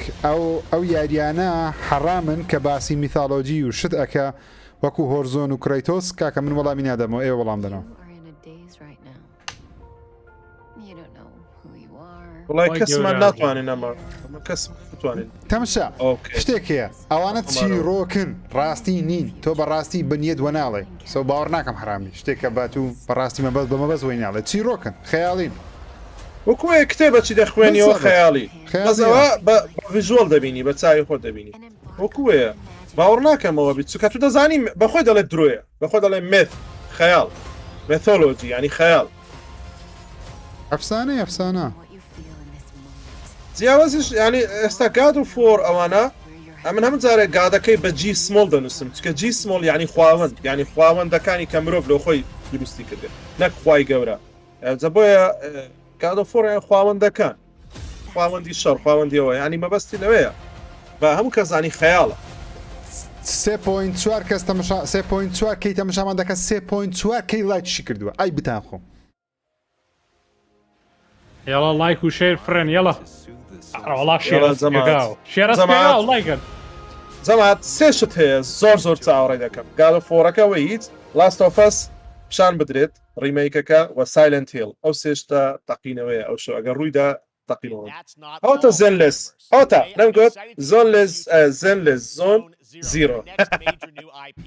ئەوە جەماعەتی گەنشن ئیمپاکتی نەدروست دەکەن میهۆیە گەنشن ئیمپاکت زۆر زۆرینە ئەوە لە گەنشن ئیمپاکت شتوانێت سەرکەوت و دەبێت چکە زیاتر وێسترەنە World of Danger ئەمە ئانەمیە پاپایە ئەمە ئانەمەیەکی پاپاییە الله کاو شەریکە بووە زۆرترین داهاتی ئێستا لە هەموو جیهان ئێوەڵای من گەنشنی پاکتم پێ ناکرێ نازان بۆ زۆر هەوڵەدام خۆشم بێ یاریەکە بیکەم نازان حەزم موبایل وەڵام مویمە وەڵا لە مۆبایلی کاکە بڕۆ داونلۆدی بزانن چەندە بە یەک مانگی بە یەک ساڵی وە بزانم 300 ملیار نازان میلیۆن ملیار بچەند خەیاڵیە خەیاڵی پارەکانی بەدەستی دێنێت لای ئێمە هەر ئەو ستایلانە خۆش نییە خەڵە حەزی پێ نییە احتیادیشە عین ناکرێ مستایل طبیعی هەموو شتێک بەدڵ بێ هەوا سەریعترە لە گەنشین ئیمپاکتی ڕاستە وای گوت شتێکی دەنجیان لەو کردن طبعا تا ئێستا لەو نوعگەمانە یابان یەکەم بووە و میهۆیۆ سینیە کۆمپانیایەک چاینیسە زۆر ئەنتیکەیە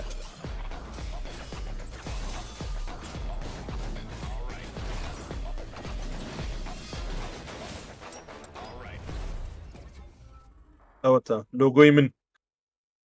زیادەوە بەس زیادە زێتەش زیادە والله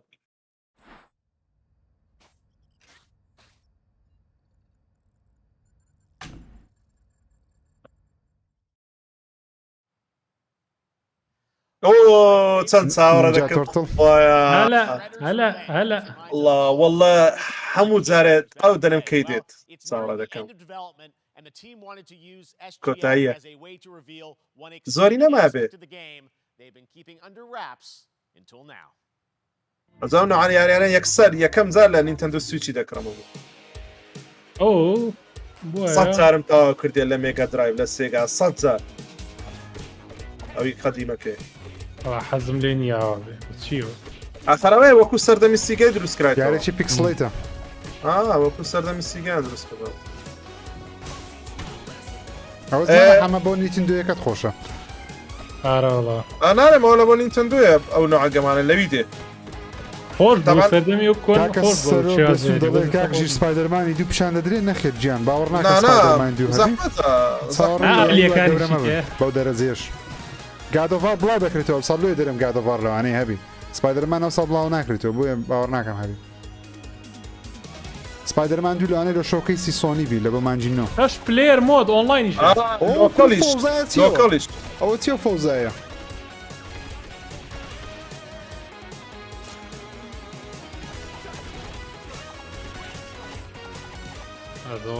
هەر زۆر تێغەڵە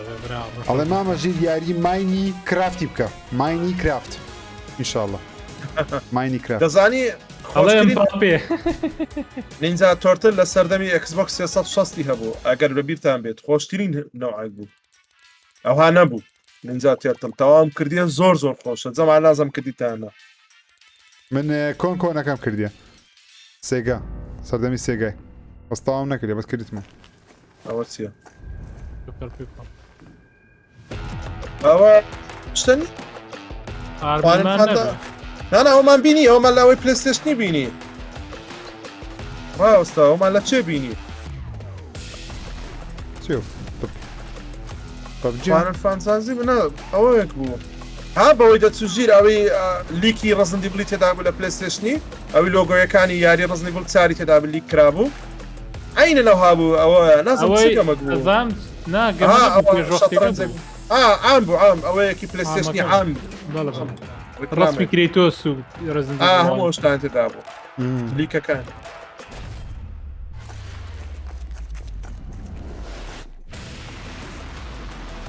ئەرێ ئەوەش هەیە زەما سنتەسرۆ هیچ ئەو گەمەکەی دی جەست کۆزی 4 ئەویش تەواو کۆنفێرم کرا جەست کۆز دەبی هەو نەبی ئاکتیڤی ویندۆزم نەکردەوە بەقورآن پارە نییە ئەو $30 پێ نادرێ مستەر شکاڵی ئاکتیڤی ویندۆز بکە باشە برە کاکە بۆم دابینکە سێگا هات ئەوە سیگاوە هات چاڕی هەیە هەر ئێستاش نەمزانم یاری ناوی پیشانەدا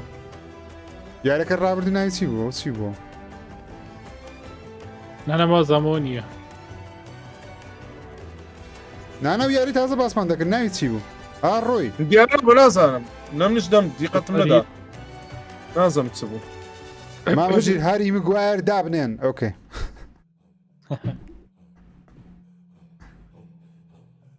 ئەوە هەندێک سوورەکان با دوایت لەوانەیە سانتەس ڕۆویان جەست کۆز هەبێت بۆ چییە هەر هیمن کایندەکەیە یاریێکی استراتیژیە ئەوەستا فول کۆپیڕایتەوە ئەو مۆزیقا ئەو مۆسیقا فول کۆپیڕایت هیچ کۆپیڕایتیانیەوە چی ڕوویە هیچ نەبوو وەڵای نیم سەعاتیکەش بڕۆ هێشتا هیچ نەبوو نازانم سەلاحەفەنی زۆر خۆش بوو لە دەدەقەی بیدایەتیدە پاشان تا ئێستا هیچ نەبوو ئێستا حالیان پارە کۆکردنەوەیە پارە کۆکردنەوە ڕکلامکردنە لە بۆ شەریکاتەکان گەمە استراتیجیە ئەوزەم سێگا بۆ گەمەیە هیومن کایندا هیومن کاین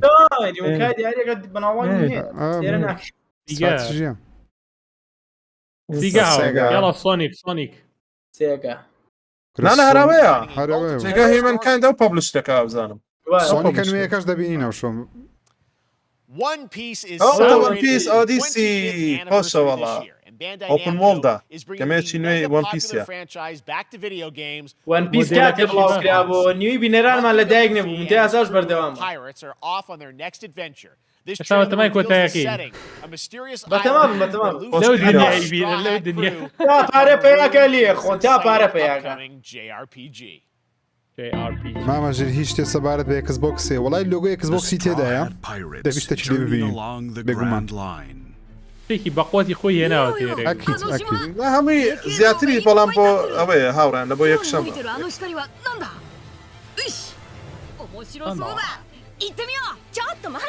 لەمە عادی پاپاوە دەنگی خۆیەتی ئەو دەنجی خۆیتیان دەنگی زیگر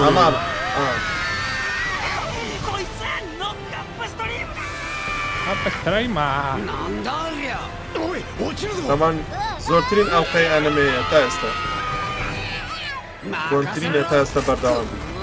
باشە دیزاینەکەی بۆ وایە بۆ بانەمێشنی ئانەمێنیە ئەوەیە بە 3D ینی بە ئەنەمێ نابێت چکە 3D نیە ئەنەمێ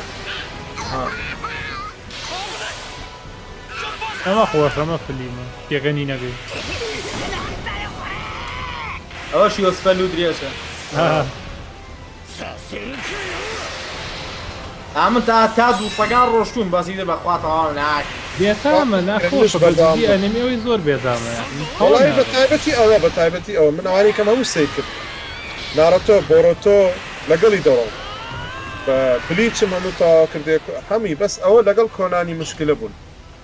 ئەمە ژیانەکەی خۆشە بەس ئەوەی کارەکتەر و ڕوودا و تایە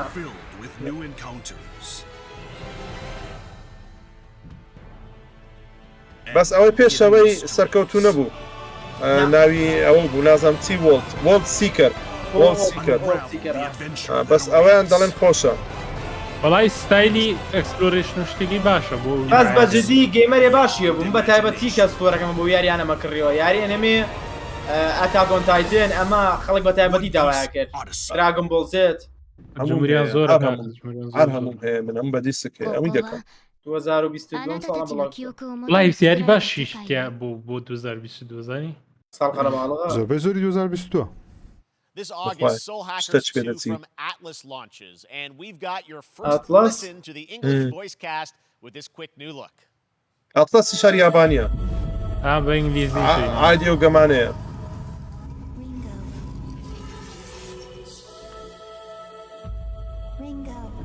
مجموعة كومبانيا إندي تواو كرد دقيق دو ياري بقوات استاج يابانية كان أكيد لآخيريش استاذ بلاحة كان 20 دقيقة تاريخ 20 دقيقة أريد شن رويوا كات لايك ديارني ساعات يكون 50 دقيقة رويوا نقص لينك ولا لو كات ساعات يكون 20 دقيقة ساعات 20 يعني دكاتره شخص خلق بقى شخص خلق يعني هشتا دقيقة دقيقة ما كاكا دقيقة قاعد بليز بليز اشتيك بك ورا قاعد باريش بس تيجي خوش والله يا بيتاك يلا والله events, you might be wondering how to plan for your summer gaming dreams. NerdWallet can help you find the smartest credit card to reward your gaming purchases at nerdwallet.com.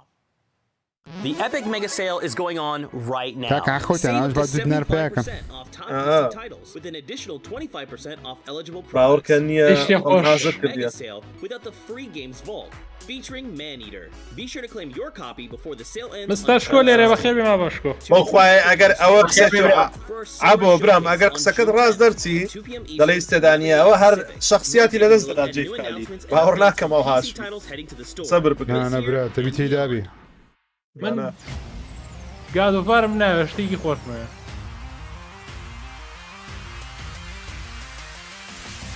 چی قاعد وارچی هم شام و موعد بس موعد ماني يا كاكا والله يكون تاريخك هذا وندا كريتوس دقت تاريخ بصه اون دم بصه غير موعد يعني هذا الترايري ودام نايكا وش نايكا محاله اخوي نايكا هذا وشي ناكن بتاني التريلر وشي هسه كم لازم وزهاني اكس بوكس يتسيو موضوع دي عائله بو او كي اكس بوكس لازم تصير او سي اوف تيفا سي اوف تيفا لازم او سايكونوتس لا ويك الركام لا وي اكس بوكس كاك او كي اكس بوكس اللي كلاودي اكس بوكس كلاودي اكس بوكس جاله بس سيستمي بي سي اوبتمايزيشن ايش شغال باش داري اوش باش داري ما هو سامسونج اي تي اي هو هو سامسونج باش داربو اريو كابكم او بلقه هادوكن ابراك كونا مياري انا وص يا اركيد ياري اركيد كونا كان لا انا بيهنتو هم اركيد كان دينتو هم يبقى كولكشن لا انا برايان ستريت فايتر يك ما كل برايان خوش بوكاتا او تا اركيد ستوديوم دو ديتو هوي ماريو هيز كوبي رايت نيو ماريو هيز كوبي رايت نيو اي برا لوتي اول شيء تقول لي يا هو كريستيانو ماريو يا اخو خرابني ام يكم جارش يا والله خرب سكولي لميسي شيء والله لبن ماريو اشتغل صار دقري لبن نينتندو يعني نينتندو زانك شلون ياري فروشه هو بريمير كاكا ها او تريلر خاص سريع كان كان وقت تيجي جوره بليز وي هاف 5 minutes هذا كان بقعد فار دي بيكو تايب بين يعني قاعد فار يعني ياري شي زبل بيكو تايب بين على بلاي ستيشن يجيب شنا بس سايلنت هيل قاعد فور سايلنت هيل لاست اوف اس تمشى حتى بلاي ستيشن بفرمي بجدار وهيك شي شنا دا تاستا يا سايلنت هيل اكسكلوسيف يا قاعد فار اكسكلوسيف يلا ستيب بوين بيز لايك اند برا فار داي جماعه داي قرمي كان كاكا والله قاعد فار جدا النبي امنت هيك ما جدا باليوتيوب يدركوا برا لايفك لا قرم قاعد فار لايفك لا قرم بايش تاقي كينو ازبرو والله صوبت شي تي بير باشا كاكا شكي اكس بوكس ايش معناه كاكا بونزيما استا اكس بوكس هذاك هاي وايست انا بلا بومن استا ترى بقى من يكم بي او كم داي با قربان قربهم يلا يلا باوكم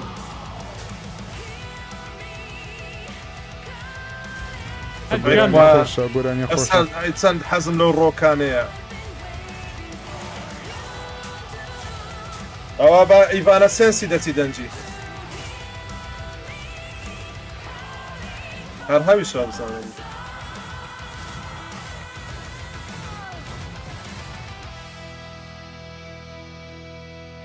ميتال هيلسينجر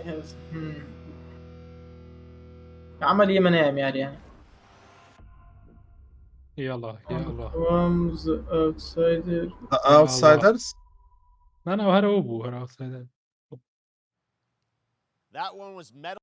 Hellsinger coming later this year from Funcom, a rhythm shooter with metal music. And right now, as they mentioned, Jeff Keighley, come on.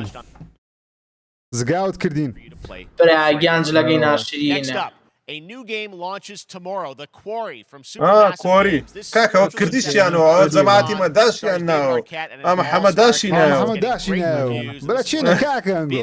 سبينيتي حالتي سبيني بارتي دومدي Every choice shapes your story. بارتي دو حاضرة بارتي سيندو Camp in upstate New York. Here's the first look at the launch trailer.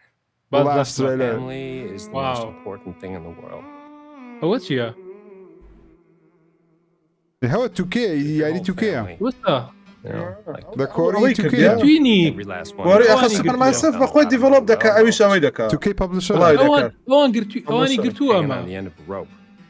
كاكا سبويل ما كتساوى قبل ما برا ما بيدر يا سبويل نكي يا خويا بتاع سيريكا خوي والله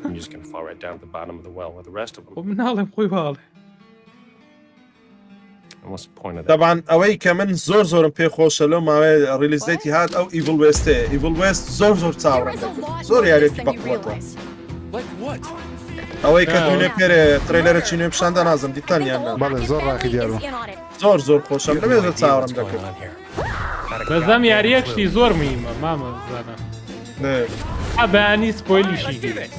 ئەوە چلو نەوعی جیازی وا دەزانیە تو لە ئێستاڕە هەموو خەڵک دەزانی کە دەتوانی بە هەر شێوازە کۆتایی ناخبووە ئەم سری کەشتیان زۆر پیشانە بەزەوانە ڕوونە نایبینی بەدەست شێوازی تووەکو گەمێنەکەی وابزانم گوتی نازانم چەند سەتا چەند ئێندینگێ زۆر story. It's a creature feature. It's really happening and you're all in it. This is gonna get a little messy.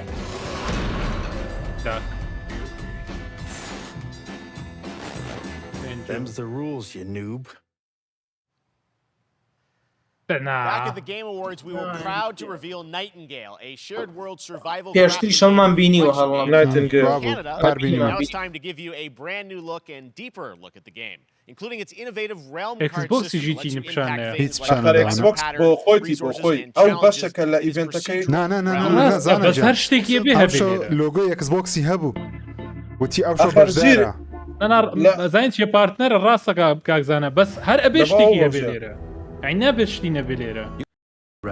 هەر گەمەیەکی پیشاندا لۆ ئەوەی شەریکەکە گوتی ئەو ڕۆتینەکە ئەوە گوتی ئەکسکلوزڤە ڕۆتینەکە ئەوەی پیشاندا ئەگەر وەکو ئەکسبۆکس باسی وای ڕاستەوەی پیشان حەزم لە فێبڵە زۆر بەخوای گەمە خۆشەکانی هەموو هەڵگرتێ بۆ کاتێ هەمووی بۆ ئەو تیزەرێک شتێکی ترمان باتێ فەیبڵ ئاخیر دەنگۆ دەڵێ گوتی ئەوەیە تاخیر دەبی زۆر باوەڕ ناکەم فەیبڵ بی ئەمی لایڤەکەی تریشمان شکان 3700 کەس یاڵڵا لایکمان بۆ دەستان خۆش یاڵە گادۆڤار بنووسن گادۆڤار بزانام سۆنی جێلی ناوی بە ئیمێڵە سێرێکمان بۆ بنێری ئەم یاریەم بەدڵە جیهانەکەی زۆر جیاواز دیارە وڵات جوانترە لەوانی ئەمە ریڵمە هەر جیهانی شێوازی بەس ڕێڵمەکان جیاوازە بەس ئەو کارتە چییە؟ زەمات ڕۆژی یەکشەممە ئینشاڵڵا لە ئەوەتان بۆ دەگوازنەوە باتێستا ئەکسبۆکس ئینشاڵڵا سەپرایز زۆر گەورە دەبی لەگەڵمان بن سعات 8 ئەوارە یەکشەممە لە کەناڵی خۆم ئینشاڵڵا دەهەنێ نووسێتی هاشتا کەوت خەوزەم یاری بۆ باشتیا بۆ زۆر غەڵاتی نەما ناوی دەبی 90 دقە زۆر زیاتر بی وڵای وتی 90 دقە زیاتر نەیو 90 دقە چکە پڵاسی لێ بەنابوو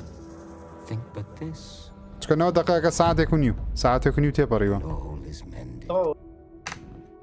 جارە تێنەپەڕیوە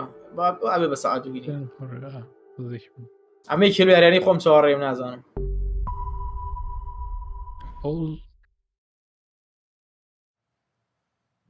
Saints Row گوتم تدا Saints Row وڵاری پێدەچی شتێکی خۆش بێ جارە ڕیبوتێکی باش زۆر شازە زۆر جیاوازە گۆڕیتەوە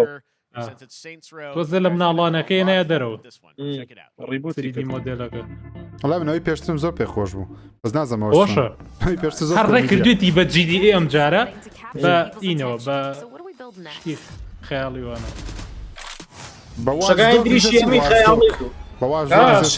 بەخۆی شێتانەیە زۆر یاریەکە یاریێکی کۆمیدی سەرکێشیە قڕم بەسەری کورە لا بەبرای من براکەم لایدا باشە ئافرەت نەبوو ئەمە بۆ ئین بۆ پارەپیاکردن زۆر باشە بۆ کۆمپانیا فان یاریەکی فانە بەڵێ شتی زین چیە دوو لە ڕیۆ شتی قۆرجێ بێتەوە تیا لەو یاریە تێگەی خەڵک حەزی پێ بێ وەڵا ئەویش ئەو تا کابرا بەخۆی لێ بوو چیەوە ئەوەیەک لە دیڤۆڵۆپەرەکان ئاکیت ئاکیت سروچاوی وانە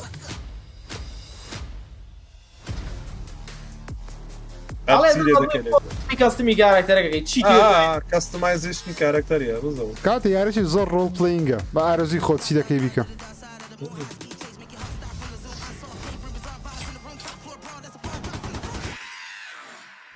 بە زەمان ئینەکەی بێلەوە چێ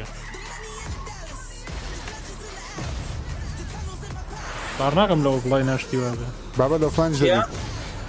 مامە هەمە ئۆبزان وەکو واجدۆک لیجنە واجدۆگە نوێنوێەکە بە هەموو کاراکتەرێک توانی یاری بکەی لەوانەیە ئەوە یەک کاراکتەری بە بتوانین دەستکاری بکەی معنە هەر یەک کاراکتەرە خۆ دەستکاریە داونلود ناو فری ئۆن فری چی فری خۆی تاڵە پریۆردەر نانا هینەکەی ئەوەکە بوو فیم بوو ئەبزانم فیم فیمەکەی بوو فیمەکەی بۆ بزانم کین و شتەکانە لەویا زیادە ئەوجا وۆر هەمەرە زۆر خەڵک حەزی لێ وەڵا یاریشی زۆرەوە بەجددی کاتەکەی زۆر درێژ کرد چی کردەوە ئێستا لە ساعت و 30 دەرچووە لەنەوە دەقەکە دەرچووە ئەین زیاترە کاتەکەی کاکە با چەکە بکەم بزانم چەند دەقەیە هەر هەمووی بەخۆی ساعت و 33 ئێستا ئەوە بزانم دەبەوە بەس ئەکسبۆکسە ئەو لێڤڵ ئینفینیتە چییە و هەمووە چی بوو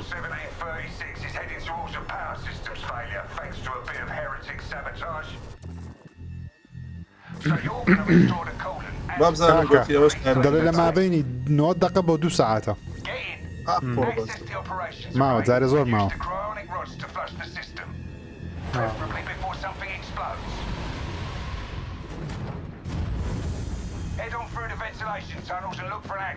هاوڕێیان تقریبا 25 دقەیەکی ماوە جارێ مامەزانە خزمەتگوزاری بۆ هات بەس مۆدیلەکەی جوانە مامەزانە خزمەتگوزاری لە ماڵی ئێوە زۆر باشە ئارە بەخوای خەدەماتە دەماداوە پێنگۆ ناخۆم شەربەتی هەناری ئەوانە شەکەی کابرا تۆ برا کابرا بەس چایەکیێنە بەس تۆ مەشەکەی داەکەم ڕۆنیە من ئەوم تەسەور ناکرد وڵا بەقوتە وۆرهەمەر بەقوتە زۆر بەشەکەی قەدیمیش بەشە چیە بوو کردیتم زۆر خۆش بوو وەڕامەر بەشی زۆرە بەس بەشی لاوەکی زۆر هەیە ینی هەموو ئەوەیە مینەکەنیەوە سەرەکیەوە بەشە بەس ئاینن دوومە دەبینن زۆر بتومە دوومە بەس مێڵەیەتاکی زۆرە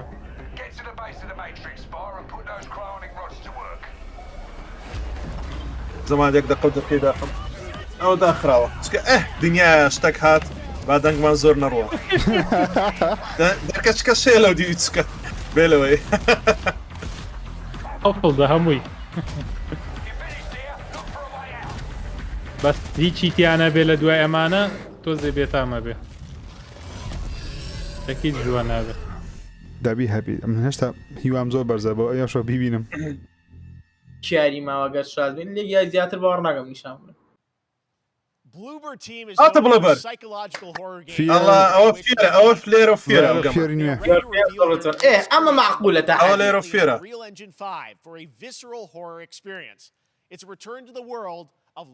Layers of Fear نارە بە Unreal Engine 4 ئەبزانین گەیمپلێ سالنت هێڵەکەشم ڕۆی بەس خۆشە لێرە فێر خۆشە جاری هەر دیڤلۆپینە بلوبەر باشە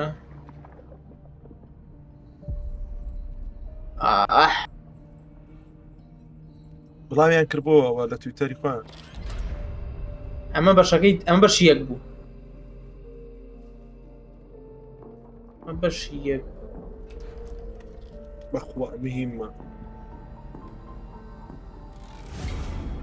Fierce. They say it's a tale of sadness and guilt of an artist trapped in a place beyond redemption. It's a lie. قصة بقوتي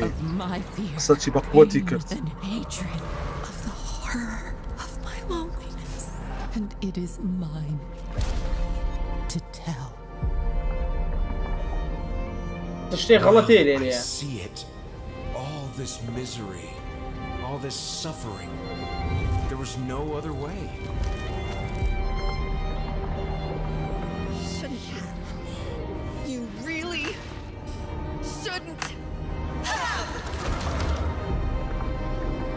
Unreal Engine 5 یاریەکە تاڵە دەستیان پێکردو چکە دیمەنی باشەکەی تر و باشەکەی پێشەوە هێناوەتە ناوە کە لە ڕووی چیرۆکە و پەیوەندیان بەیەکەوە نەبوو سامانەی بینی لە دوو باشەکەی ڕابردوێنەیە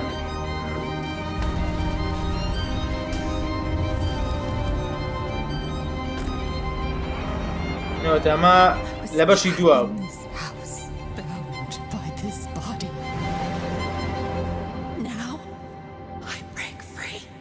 قڕبە سەرم فێر هەر ئەوەنە ئەرلی 2023 یاریەکانی کەش نای لێرز ئۆف فیرز نییە یان ناوەکانی جیاوازە لێرز ئۆف فێر 1 2 گۆثەم وڵای دڵم زۆر لە گۆثەم نایچی شکایە گەیم پڵی زۆر خراپ بوو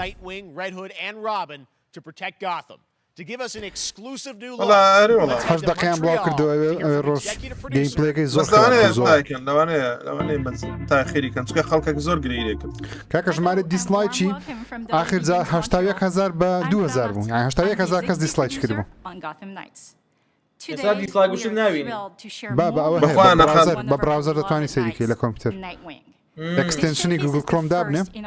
دەتوانین ببینی. And we're really looking forward to share more with you as we continue working towards our launch on October 25th. So I hope you enjoy the show and stay tuned.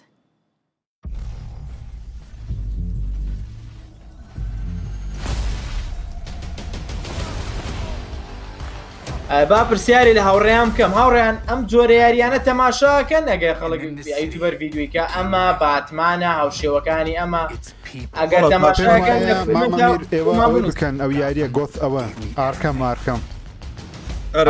زۆر ڕاکێ بڕاستی یاریی نازدارە ئارکەم ستی بە تایبەتی تێگە نەوەڵا نەوەڵا نەوەڵا بەڵێ یەک بەڵێ هەیە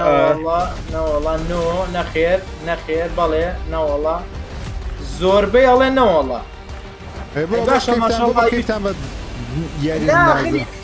یوتیوبەر هەیەکە ڤینەری زۆرە بەڵام لای ئەمە زۆر بێڵێ نەوەڵا ئەی نازانم ئەو ڤیۆ زۆرە چۆنە بە یوتیوبەرانەیە هەمیڵێ نۆ تا بەڵەیە کە بینی زۆبەی نۆ نەوەڵایە ئەو گەمانە لە بۆ ئەوەی ناکرێنا لە بۆ وەڵکتوری عالم چێژگیری ناکە بە خۆت حەسیە بۆ کاگەزانە ماشەڵا یوتیوبەرمان هەیە ئەیکا بینەری زۆرە کە ئەڵێم زۆرە لە متەوەسط زیاترە بەڵام وتاوەتە 3700 کەس لەگەڵمانەیە زۆر بێڵێ نۆ ئەی باشە ڤیۆ چی بوو یاریێ بەڵی تایە بەڵام زۆرینەی ئەڵێ نە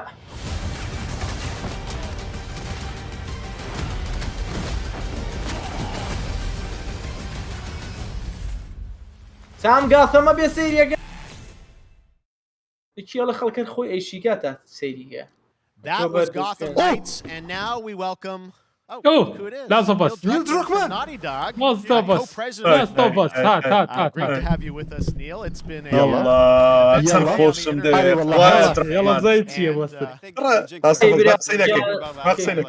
Watch the assets will leak, and lo and behold. We have lots to share with people about things at Naughty Dog, but. First of all, it is it's a big month actually for Last of Us fans because Last of Us 1 and 2 both launched in June, and it's nearing its 2-year anniversary for Last of Us Part 2, which is hard to believe. Yeah, it's crazy. 9 years for Last of Us 1, 2 years for Last of Us Part 2, and we still hear from fans. They're still sending us letters and art, and these characters and this journey and this world means so much to them. And it's just been kind of amazing. Like Last of Us Part 2 early this year passed a pretty big milestone. It sold over 10 million units. Oh, and that kind of support, that kind of success, we're so grateful. It has allowed us to grow as a studio, and now we can take on multiple. multiplayer projects. Okay. Oh, multiple projects. What can Last of Us fans expect in the future from you? Okay. Thank you for asking, Jeff. Yes. So one of the things we've mentioned a while back is what started out as a multiplayer mode. Oh, the multiplayer evolved due to the team's ambition. They really wanted to do something. Faction Doom. Yalla, Faction Doom and and we felt the way to do it justice is to make it a standalone title. And they've been working on it for the past 2 years. Standalone title. We're not quite ready to fully unveil it, but we're ready to lift the curtain a little bit and just give you like an update of where we're at. Okay, well, what can you tell us about this new standalone multiplayer game? Yeah, so we have a concept art that we want to show. But what I Shania. can tell you, أواخر أوكي ستاند ألون مالتي بلاير مالتي بلاير كي لاست اوف اس أجا ستاند ألون إيش بتنيا يعني يوكو ياريك بتنيا فري تو بلاي اكيد فري تو بلاي بابا خو رايده بيوا It's got a brand new cast of characters. It takes place at another place, another part of the United States. It's like a city might be somewhat familiar, some people. I'm sure our fans have already figured it out. And it's really cool. And it's being headed by Vinith Agarwal, Anthony Newman, and Joe Padnatti, all veterans of Uncharted and Last of Us. أنا كساني بيرسونال أنشارت لاست اوف اس إستا بر أو بروجي أنا وكرت يسر برشي لك. Okay, solidarity. This has evolved, and I mean, solidarity mode online can't wait to كده. see Naughty Dog storytelling fuse remake. سان فرانسيسكو وانا ابو شارع سان فرانسيسكو. We can't wait to show you. Okay, well, that's not all. We also have something that I've been reading about on the internet every day. It feels like up in Calgary, they're filming the Last of Us show for HBO, right? هذه كان ريميك. Yeah, so for the past year, you know, we've teamed up with Craig Mazin of Chernobyl fame and HBO to adapt The Last of Us into a TV show. طبعا وش لم يجد تصور and it's pretty incredible. The stuff I'm getting back, when we're looking at back at Naughty Dog, we can't help but feel emotional because not only is it so good and the quality is so high, it's so authentic to what we've made in the game. I just can't, I couldn't be proud of, like, again, Craig and that whole crew and everybody that's up there. And they're actually, their last day of filming is tomorrow. So we're Craig is up there right now. مسلسلي The Last of Us. So it's pretty close. It's closer than you might think. And you actually got to direct one of the episodes? Yes, I think that's the collaboration and trust that exists between Naughty Dog and HBO. They invited me to direct one of the episodes. وانا ادري جي بي ام زاني ما شوكي جرينج نيه لا يم لادين بو جيم ناتين بو museum that players might know from the game. And I really have to talk about Pedro Pascal and Bella Ramsey and not only directing them but seeing them do all the shows. They've thrown themselves into roles the whole year. Watching the nuance that they bring to these characters, their relationship on and off camera, I couldn't help but think about Troy Baker and Ashley Johnson. It felt so similar to the chemistry those two actors had when we made the game. And it really feels like this is going to be something special. And I will say this will be the most authentic video game adaptation yet. Well, I mean, that first image that they put out, it, just, I mean, it feels like the video game that makes it feel sort of super legitimate, as you said, and that's awesome to see Joel and Ellie from the front side now for the first time. So we'll see more of that next year. That's coming as well, right? Serious? You'll hear about it very soon. That's okay. All right. Well, Last of Us HBO, very exciting.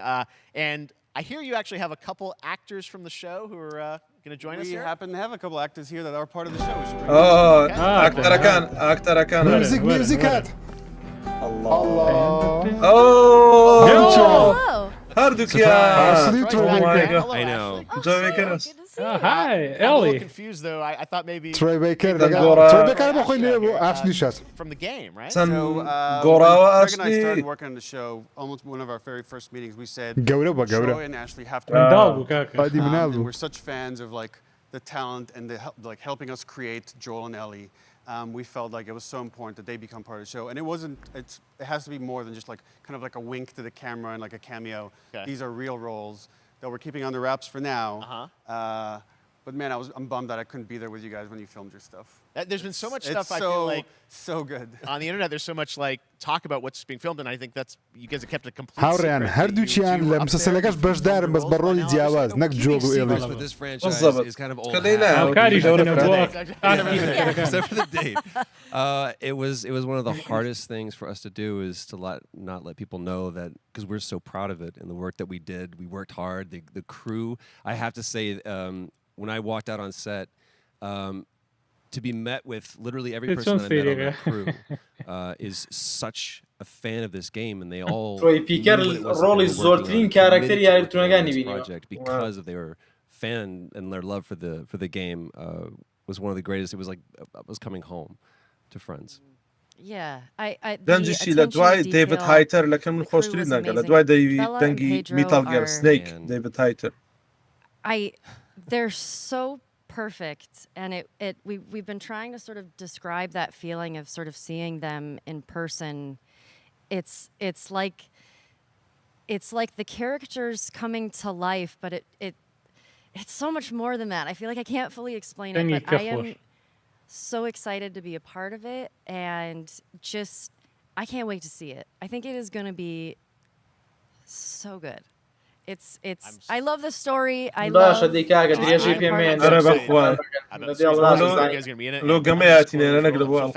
it's going to sort of الخوم يعني قبل شيء قام طالنا قال جرت شاري شاري براسي شاري سيريس كم يعني لا رجع زيادة شاري كم أو جيانا زود تابت. All right, well we're so excited. It's already on Twitter by now. Okay, let's talk about what was on Twitter earlier today. Lots of talk about the idea, or really what's happening is it looks like you guys are remaking the original game, and this is like a ground-up remake. Is that right? That's right. We wanted to give people the definitive version of the first game that wasn't encumbered by any technology. Wanted to find a way to get even closer to our original vision, and we're able to do it on the PS5 and PC. And instead of talking about it, let's look at it. All right. Let's take a look at the Part 1. PlayStation Studios. لو بدا اخو كل مزور تصور والله نفس اشتاق تسجيل تيسنغورا بدعنا لو تسيما وسنغورا كما كيس باراكيتي كنا والله عايزين بس قبل فيك جوامبو نامي بقول كفاركي $10 بتبري نامي جرافيكي كورا اخرنا خوشنيا لا والله الله بس تمام كورا يا ريم زور عزيب زور خوشة بس عندك Was that everything you hoped for? Can't be any worse out there.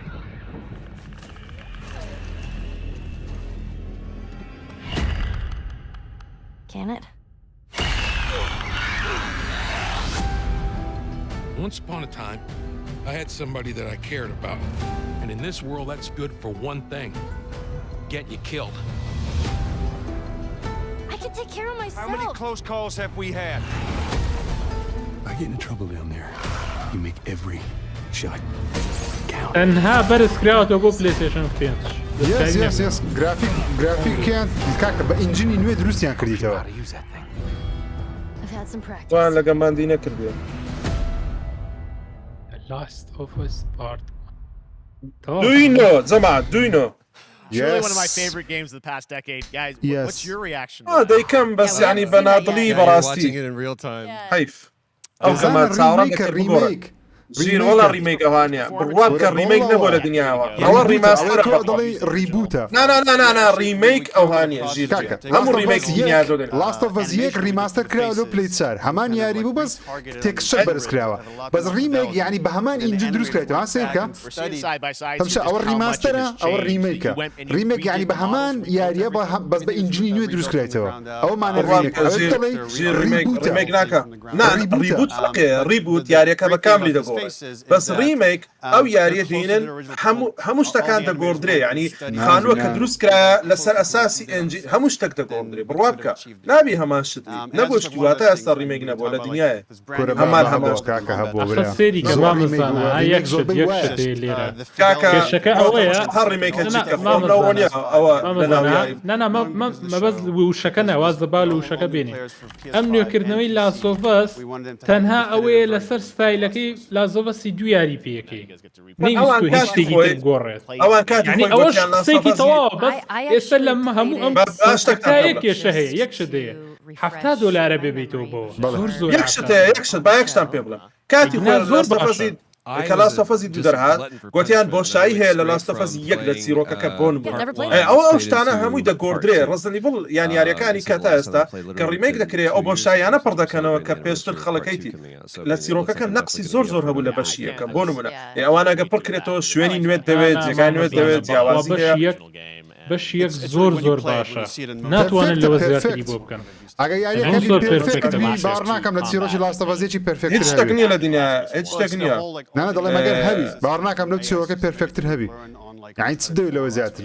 براي من زور باش تازين كردوتو بس باراكي زور غلطة $7 زور او ريميك نيا او ريماستر او شيوتي ديفينيتيف اديشن يعني او نيا بلاي ريميكي تو All right. And Well, shortly thereafter on PC. we will look forward to it. Now, Neil, you've talked a lot about games directed by other people. What are you directing? You still making games? Still making games. Okay. I haven't given up my day job. It's a little early to talk about. Maybe if someone in PlayStation wants to leak it, then we can talk about it now. Otherwise, we'll save it. You do have a new project. Do have a new project, but we'll save it for another Summer Game Fest. Okay. Okay. Well, we'll see. We'll try and save it. All right. Troy, Ashley, Neil, thank you so much for dropping by Summer Game Yalla, Fest. God of War. I am so excited that The Last of Us is returning, as you said. زين شتيكا معه. Thanks, guys. Appreciate it. Thanks, Jeff. Awesome. All Yalla. right, well, that is going to do it. Thanks to Naughty Dog and PlayStation for that very special look Oh, at it's The a Last boo. of Us and the entire franchise Oh. and where things are going. Very, very excited about that. All right, Summer Game Fest continues over the next few days. Coming up Oh. right now on this very stream is Day of the Dead with بداخل and Double Fine, including I a like full it. look at the plan كوتا ياري قبوكا digital Likra. show. Tomorrow, we've got Netflix كاليكرا بيش زمان co-hosting and the Tribeca Game Show. جماعة يكشم إن شاء الله إكس بوكس تعويض مان لو دكاتو ولا قل ما من Finally Sunday, Uh, it's the Xbox أوتا. and Bethesda Game Xbox Showcase. You can Bethesda. stream them all at summergamefest.com. يكشم As ساعات for me, هشت I'll إن see شاء you الله again in August when we are back live in Cologne, Germany for Gamescom opening night live on August تواتا أو 23rd. دنقوي هبو لبو قاعدة فوري دوا داخري أقل هاي وابي لا أنا رازبي Finally, I'm excited to أقل share هاي the وابي Summer Game أو Fest تسكى صورة كان أشكرا نكردي من الفيسبوك دام نابو نسرع للصورة كاني أوروبا لتن مصدركي أوروبي دلوي قاعدة فور دوا داخري تواتا راستا And remember, there are more events and بداخل. announcements to come. We'll see you soon. کاکە تەمشایەکی بکەینەوە خەستەریح ئەز لە چێ دەبی بڵاویان کردو هەموو ترەیلەکان IGN ئێستا فیل سپێنسەر دەرێ یس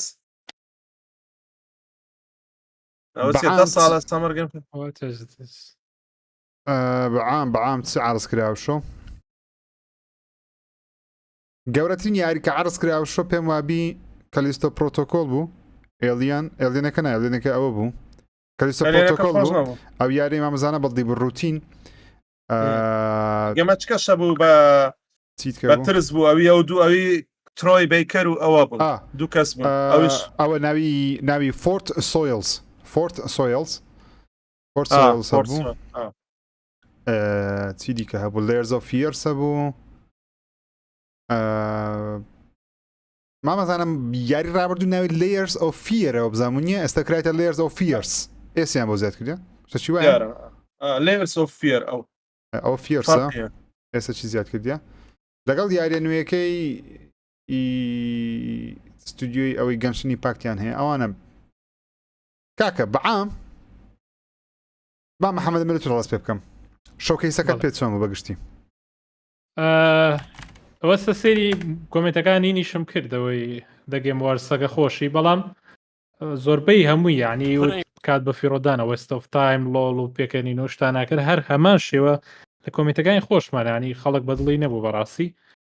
خراپ نەبوو باش بوو کۆمەڵیاری باشمان بین لە سەرتا وەڵا بەس سەرتاکەی بکە بەس سەرتاکەیم بەدڵ بوو هیچ بەدڵم نەبوو سپیسەکان لە کۆڵ دیتی یاری سپیسەکان زیاتر هیچی وایتیان نەبوو ئەوەی لا سۆفەسیش خراپ نییە ئەو تازەکردنەوەی بەس ڕاستی حقەتەن $70 ناهێنێ $70 زۆر زۆرە یانێ بە چلیش بە زۆر بوو بەڕاستی $30 ئەو پەڕەکەی زیاتر گونا حەچکە یارەکە ئەو گۆڕانکارێک گەوریتیان نییە زۆر باشە تازەکردنەوە بەڵام تەکیتی $70 نییە دەرنیمە مەساناڵێ عین تامی ریمیک نادا گومانمان هەیە لەوەی کە ریمیکە ئەوشتە هەموو ریمیکی تەنهاکردنەوە سەر تەنهاکردنەوە سەر ستایلی لازۆڤەسی دوو بوو ئەویش زۆر بە چڕینە ینی وەکو ئەو نا بەقەرەوە بۆ نمونە دکتۆرەکە کە لە بەش یەکەم نامێنێتان سپۆیلەرکەم گوتیان کە ریمیکەکە دێتەوە پیشانتان دەدەین کە چۆنەوە بۆ چکە بۆ شایەکە بوو خەڵک لە دووەم گوتیەوە کامە هەشتانەمان نبینیوە کە لەوێ زۆر شت هەیە کە لەوێ گوتیان لە بەشی یەکەم هەشتانە دەینینەوە لەگەڵ ریمیکەکە چەند شتێککە دوایەوە بابە ئەتو ناوتی دۆک 2 ساڵە خەریکی چی یاریەکەم کا لە چێ ئەوە لەکەیەوە یاری نەکردی لە خەریکی چی هەمان یاری مرۆ دروستکەوە جوانتریکەی من مەبەستمەوە بوو خەفتم لەوەی خوار نۆتی دۆک بن چاوەڕە شتێکی گوتی خەریکی مڵتیپلگەمی جگەلەوەی گوتی مڵتیپل پرۆجێکت بەس گوتجارەی ئاشای ناکەین لەوانێ لە کۆنفرانسەکەی سۆنیشتەکی ئاشا بکەن بەس تو کە خەریکی مڵتیپل پرۆجێکتی یاری نییە تا ئێستا کە ریلیسی کەی واتە 2 ساڵە خەریک دوسێ یاریکەیە کەمە نازانین چێ بەڵام ئەو یاری 2 ساڵ چێ بۆ ستودیۆ کورە برا وەرە سەیری ستودیۆ هەیە 10 ساڵ یەک یاری بڵاو نەکردوتەوە نایتی دۆک یاری نەبی بەڵام عیبە لە بۆ مثلا پلیستیشن یەگە یاریش وەکو گادۆڤاری بڵاو دەکەیەوە مانجی وە چەندە 6 ریلیز دەیتت نیە یەک ترێلەرچێ مەبەستەکەی منەوەیە عیبە لە بۆ نایتی دۆجینە نایتی دۆک چێ 2 ساڵی لاسەڤەس پارتی بڵاو کردەوە ڕیمێکە چیە مەڵتیپلێرە چی هەیە بەسە بەس کوا گادۆڤار ئەگە دوا دەخرێ بڵێن کاکە دواخرە ئەو مانجی شەشە یعنی معقول نییە 3 مانگت مایە 3 مانگ تا 3 مانج کە هیچ نەبینی یاریەکە کوڕ ریلیز دەبی جەماعەتیش نەبوو شامشان نییە بەداخەوە مامە هیچ دەمات یەکشەم ئینشاءالله بەشکەم ئەکسبۆکس تاویزمان لۆ بکاتەوە ئێستا فیل سپێنسەر زەر چۆپی گرتیە یاری ئیتما مەزانە چاوەڕێ چ لە ئەکسبۆکس دەکەی بۆ ئەو ساڵ واز ساڵی داهاتوو بینە من ئەو ساڵ دەڵێم ژیر ئەو ڕۆژتێک بڵا بۆ ئەو ڕۆژتێک یارێکی ئەو ساڵە دەڵێن یارێکی هەیە دەڵێن یارێکی هەیە ئەو ساڵ بڵاو دەکرێتەوە بە قووەت یارێکی گەورەی هەیە و چەند یارێکی کەس هەیە کە گەیمپلی کاکە خەڵک گەیمپلی میمە ببینی گەیمپلەیە و چەند فیو پرۆجێکتت کەشەیە چەند یارێک کەشەیە کە ئەلان دەکات بەڵام هەر دڵت خۆشە بۆ نمونە ئێمە و کاتێک کە سپایدەرمان دوومان بینی چەند دڵت خۆش شتی نوێ ئێستا پلێستیشن لێرە باە دوسێ شتی نوێمان بدیت باە ئێستا پلێستیشن تا ئێستا چی کردێت جەماعەت هیچ ئەوەی کە بەخۆی کردی یاریەکانی تێرت پارتی بوو بۆ مانجینۆ مانجینۆ شۆکەیسی کرد سپایدەرمانی پیشاندا وەڵڤڕینی پیشاندا ئەوە دەبینێتەوە بەڵام تێناگەم مەسلەی گادۆڤاری بەڕاستی کاکە زۆر ینی زۆر ئەوە دەبین ینی دەتوانین بڵێن یاریەکە بەرەو دواخران دەڕاو دەتوانین وا بڵێن ینی تو معقول نیە مانی شەشە مانی شە ریز نەبینی وڵای ئەگەر دوای بخە زەمات بامە یەک شتی بکەین ئەگەر دوای خا بۆ ساڵی داهاتوو پلێستیشن یعنی بەخۆی خۆی دەخواتەوە لۆ کە ساڵی داهاتوو دوسێ گەمەی بە قوتی گەورەی هەیە بۆ نمونە لە بۆ ئەو گەمە گەورانەی هەیە لەگەر یەک ئێستا و ساڵە بەچە ئەومان بینی فۆربدن وێست هەر بەس بە ئەلدەن ڕینگی مرد ئەتو گادۆ فۆری بڵاوکەوە لەولایە چەند گەمەیەکی زۆر گەورەی هەیە لە خودی خۆی سۆنیشەوە بێ لە ئەکسبۆکسیش دەوەی گەڕێ خودی خۆی سۆنی گەمەی ینی گەمەی گەورەی هەیە گادۆ فۆری دەکوژی ئێستا گەورەترین مەجال لە مادە یاری نییە زۆر دواکەوێت ڕاستەکە گەورەترین یعنی ئەو ئێستا تو یەک گەمەت هەیە لە دژت بۆستەوە ئەلدەن ڕینگە بۆ منە ئەگەر بتێ چاو لە گەیم ئۆف دە یریش بی بەڵام بەس ئێستا مادەمە لاستەوە تەواو گادۆ فۆری نبینین هەتا ئەگەر هەش بیە مانگی 11 بەڵام نازانم بەڕاستی مامەزانە ئێستا یەک کێشە هەیە ئێمە زۆرکات دەڵێن پلێستیشن ڕاستە پلێستیشن بڵاوکەرەوەی یاریەکانی سانتا مۆنیکایە بەڵام کێشەکە وەیە ئەو یاری ئامادە نییە یعنی تۆ سەبۆ منە من وەکو شخصی خۆم بەڕاستی پێم ناخۆشەکە هاوایە بۆ گاتوڤەر بەس ناتوانێت کاتت باتێ بۆ یاریەکە ناتوانێت کاتت باتێ یاریەکەی بەردەست نییە بۆ یاریکردن نییە ڕاستە لەوانەیە غەڵەتی کردووە بۆ لە بەرەوتی 2021 و 2022 بڵێ 2023 بەڕاستی قوبول کراو نییە بۆ هیچ کەس بەڵام یاریەکە ئامادە نییە ئەو یاری ئامادە نییە بە تۆ بڵێ من ئەوەندە ڕلیز دەیت یەکەم ناتوان ئێستا بۆ منە یەک ڕلیز دەیت بدا زەرێتی بۆ لەبەرەوەی سبەینێ خوانە خواستیارەکەی بۆ کاتە ئامادە نەبێت 100% ئەوە ئەوەی کە قوڕی بۆ ئەگیرێتەوە لە ئێستا گادۆڤار باشترین شتی کردووە گە ڕلیز دەیتی نەیەوە بەس ئایا بە گەیمەر ینی گاڵتە بە گەیمەرەکەن دوتیان 2021 تیان 2022 ڕاستە ئەوان کێشاتۆتە پێشیان بەس کە تۆ کێشاتۆتە پێشێ ئەم یاریێتەوە بەتەمای لە 2021 بڵاویکەیتەوە ئێستا گەربی و تا 2022 بڵاوەکەمەوە ئێستا لە 21 هاتە 22 خەڵک زۆر کێشەی نەبوو بۆ لە بەرەوەی وتیان 21 نییە حەلاقل 22 بەس ساڵە 22 نییە 23 بێت ئەوە زۆر مشکلی بەس ئەگەری هەیە ستیت ئۆف پلی بکرێت لە دوای ئەوەی ئەکسبۆکس ئەگەر ئەوە نەکاوەکو مامەزاناوتی ئەوە دنیای تێک چۆت چکە یەک تایتڵی نەبوو ئەم ساڵ بەدڵی خۆی بێ سترەی هەیە هۆرایزنی هەیە سترێژ ئیندیگەیمە ناتوانێت نافسیاری باشکە و بشبینن لەم شۆکەیسەشی تەکید بن لەوەی کە ئەکسبۆکس گەورەترین یاری خۆی ئاشکراکات گەیمپلی هەر چۆنێ بە یەک دو یاری تایتڵ گەورەی خۆی پیشانەدات ئەگەر بۆ 2022 نەبێ بۆ 23 ببێ هێشتا ئەمە واکات کە بازار ئەکسبۆکس گەرمتر ببێ یعنی زۆر لە حاڵەتێکی خراپە لەم دقە پلێستیشن بە هەموو نەوەیە خۆش بێ پێمان ناخۆر پلێستیشن دەزانین چۆنە ینی کۆمپانیەکانی پلیستشنی ئەوڕۆ نیە ئەوڕۆ پێشی ئەوەش بکەین نۆزام لەگەڵ ژیر باسیەوەمان کرد کە ئەکسبۆکس دەڵێ یاریەکانی ئەو ساڵە نییە بەڵام ئەکسبۆکس کاکە کۆمپانیەکانی نوێ تازە پێککەوتینە تازەوەە فەرقیە لەگەڵ پلیستشن ئەوڕۆ نیە و کۆمپانیانە دەستیان بەکار کردووە کاتی ینی ئەوانە لە بناغەوە لەگە پلیستشن ینی نۆتی دۆگە ئینسۆمینیاکە بەڕاستی بەس ئینسۆمینیاک شتی خۆی کرد هیچی خۆی دەکات بەس تەماشاوە نۆتی تۆگەەوە بینیمان هیچ سانتەمۆنیکا نازانم سانتەمۆنیکا تو بەس گادە فۆرە لە دەستە بەتەن ئەوەت هەیە بەتەن مۆزەف و دنیا و دنیا دەخۆدەوە کرد تا ئێستا نازانم ئەکیدم ئێستا چۆن ئەمە گلەی دەکەین ئەکیدم سۆنی ئێستا شەڕیتی لەگەڵ سانتەمۆنیکا بەڵام وەکو تو گوتت شتەکە لەوانەیە زۆر زەحمەتە ناتوانن کۆنتترۆلی خۆیان نییە یاریەکە تاوا نەبوو لە کۆنتترۆلی خۆیان نیە گەر لا تاکیدم 100% ئێستا حەزیان لێ بۆ کە بڵاویکەنەوە دوای جێف کایلی ئەم خەفەت لەوەش نەخۆم جێف کایلیە تو ئەو شوێت لەو کرد حای خۆت برد یعنی ئێستا ئەو کابرا شتەی کرد حای خۆی پێ برد بەڕاستی هیچی نەبوو شتێکی وامە نەبینی بەڕاستی لە ئەوەکەی سەمەر گەیم فستیڤال و بە مناسبەتی ئەوە ساڵی داهات و ئیتری دەبی وڵای ئیتریەکە بێتەوە ئیتری ئەوها نییە بەڕاستی بەسەوە سووکە حاشاک یعنی داوەی هیچ نەبوو ئیتری دێتەوە هەم بە ئەوە ینی بە ئۆنلاین هەم بە ئیڤنتەکەی خۆی لە ئەمریکا مهمترین شت ئەو شەو بینیمان کەلیستۆ پرۆتۆکۆل بوو گەیمپلەیەکەمان زۆر بەدڵ بوو تڕیدەرەکەی جوان بوو ئەن گەیمپلەیەکەمان پێ جوان بوو زۆر بە یاری DSP سیسی لەبەرەوەی دەرهێنەرەکەی هەمان دەرهێنەرە مامە میر تۆ دەڵێ چی سەرنجڕاکێشترین شتی ئەو شەو چی بوو کە بینیت وا هیچیانت بەدڵ نەبوو هیچ شتێکی وانە بوو بڵێک تایبەت بێتیان تایەتڵی یاری گەورێک دو یاریتیا بوو کە خراپ نەبوو هات سەرنج ڕاگەژێ بەڵام گەیمپلەی کێمیارە ببینم کە تۆزەکی لە گەیمپلێکەوە ترایلەرەکە بینی وانە بوو مۆدێرنەگەش گەیمپلەیەکیان نیشان ناین پێشترمان زانی کێت و بڵاوگرێتەوەوانە ئەنی یاری کۆڵۆفدی دوان ناگوێت هەموو ساڵە بڵاوگرێتەوە ئەگەر نا یارەکانی تر هەمووی با بڵین شتێکی وا تایبەت نەبوو کە بڵێ وڵات ئەو هەموو 2 ساعتە لە دەوری بۆستم مامە حەمە تۆ چی یاریەک زۆر سەرنجڕاکێشایەوە لەو شۆکەیسێک بە کاملی بینیمان مامە حەمە دەنگت بڕاوە دەنگت نییە کارستۆکە خۆش بوو لەوەڵەوە تۆ ئەوڵەکە باشتر بوو بەس شتێکی وای تیانە بووم شەوکە ئەو هەموو کاتەی بۆ بەسەربەرین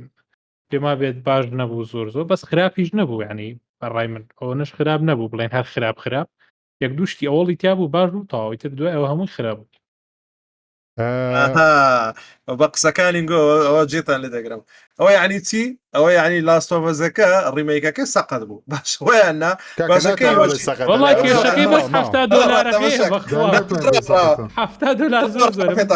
کاتێک ڕەزەندیڤڵ ڕیمەیکی هات چ حەفلەک ڕوویدا هەموو زەوی هەستا دیا بوو ئەزانی بوو یاریەکەکەی 20 ساڵ پێش حساب بڵاوکات و بازی دەلاستۆفەسەکەی کە بە خۆیمان بینیوە ڕێماسەکەمان بینیوە ئەوشەوە 9 ساڵە زانازای کێشەکە چییە لازۆڤەسیەک زۆر باشە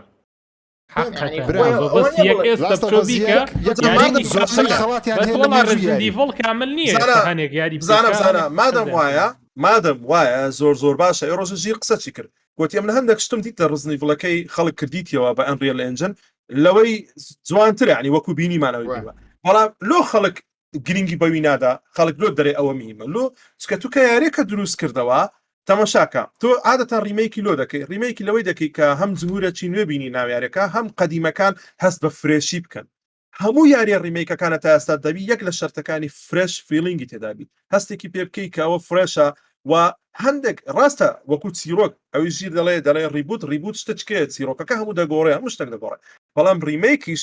ئەو چیرۆکەی بە جۆرە چکەدا دەڕۆژن بەڵام بە هەمان ریزالت بە هەمان شێوە بەڵام بە جۆرە چکەدا دەڕۆژن کاکەوەخینەوە بڵۆپۆستەکەیان بڵاو کردەوە تەمشا ناکی دۆک بە فەرمی دەڵێ یاریەکە ڕیمەیکە کمپلیت ڕیمەیک تەمشە درێژتە جیاوازەکان چی دەبێت دەرێ مۆدرنایز گەیمپڵی درێ گەیمپڵەکەمان بە تاواتی ئیمپروف کردیە و ئەکسپاند دەکسبل درێ گەیمپڵەکەمان بە تاواتی گۆڕیە لە چاو بەشیەکە مۆدرنایزمان کردیە و هەندێک لە سیناریویەکانیش نوێگەریمان تێدا کردیە زیادکراوی تێدایە بەشی ئیفێکت و ئەکسپلۆژن و دەمانچە و چەک و تەقەمەنی بە کاملی گۆڕانکاری بەسەردایەتە دەرێت دەنگمان دووبارە دروست کردیتەوە لە بۆی بە کاملی وڵا گرافیکەکەش باش گرافیکەکەی زۆر ڕاقیە ئەگەر وابی ئەگە 100% وابی وەکو لاسەفەس دوێ چکە لاسەفەس دوو یعنی مەحاڵە بە گەمە چ لاسەفەس دوی بری گرافیکی جوان نیە لاسەفەس دوو 2030 یاری پێ بکە زۆر جوانە زۆر جاز دەڵێ سەکەی کاکزانە دوو ڕۆژیکە هێرشەکان دەبینن یعنی ئێمەش لە قسەکەی توین بەس کێشەکە یەک شتە ئەوێ بۆ بە $70 زۆر بەو یاریە $70 خۆی هاتوو ڕیماستەرەکەی هاتوو ڕیمێکشیەکەی تۆ بۆم جاری سێن بە $70 بێت دەستکاری گەورەش زۆرە زیندی وڵم زیاتر حەزم بە ڕزندی وڵە وەک لە دڵاس و بازنە باش دیگە باش نیاریەکان بەڵام $70 قەت نایان بە دڵاس زۆر زۆرە من هەر تۆنەکەش یەکەم باڕ ناگەم ڕیمێکە سێگە ڕیمێکی جەماعەت عەفوان تەماشاکە لە گەیم ستۆپ ترێلەرەکە دەرا to anyone who thinks it's only a remaster تەماشاکە یعنی هەمووی ئەو دەرێک کەس کە هەز دەکاکەوە only a remaster یەکەمین کۆمنتش دەڵێت چی upgrade don't think this should be $70 عینە قسەی گۆ دەکات ئەوە $70 نییە $70 نابێت $70 زۆر یاری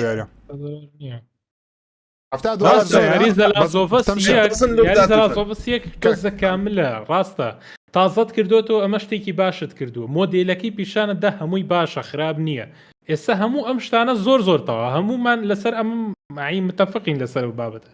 بەس چۆن $70 دەی بۆ یاریە یعنی تۆ هیچ زیانە کردووە لە ناو یاریەکە ڕاستە تۆ زێ تەقەت گۆڕیوە تۆ زێ ئەکسپانشنێکی تیا لە هەنێک شوێنەکانە هەستی پێەکەی بەس تێناگەم تۆ $70 لە من وەرەگریت ئایا تۆ تایتڵێک لە سەرتا بۆ من دروست کردووە ئایا تۆ لە سەرەتاوە یارێک وەکو مافیا لە کامێرەیەکی سەقەتەوە گۆڕیەوە بۆ یاریکی نوێ نەخێر نەوەڵی مافیاش بۆنە نەبوو مافیا بە 60 بوو مافیا بە 60 و بەس بە سێ یاریەوە دوو سەی دەدایە بە $60 ئێستا عەلەقەن بەشی یەک و دویان پێکەوە دانابە بۆ کەسانی کە دویان نییە بۆ $70 معقولتر بوو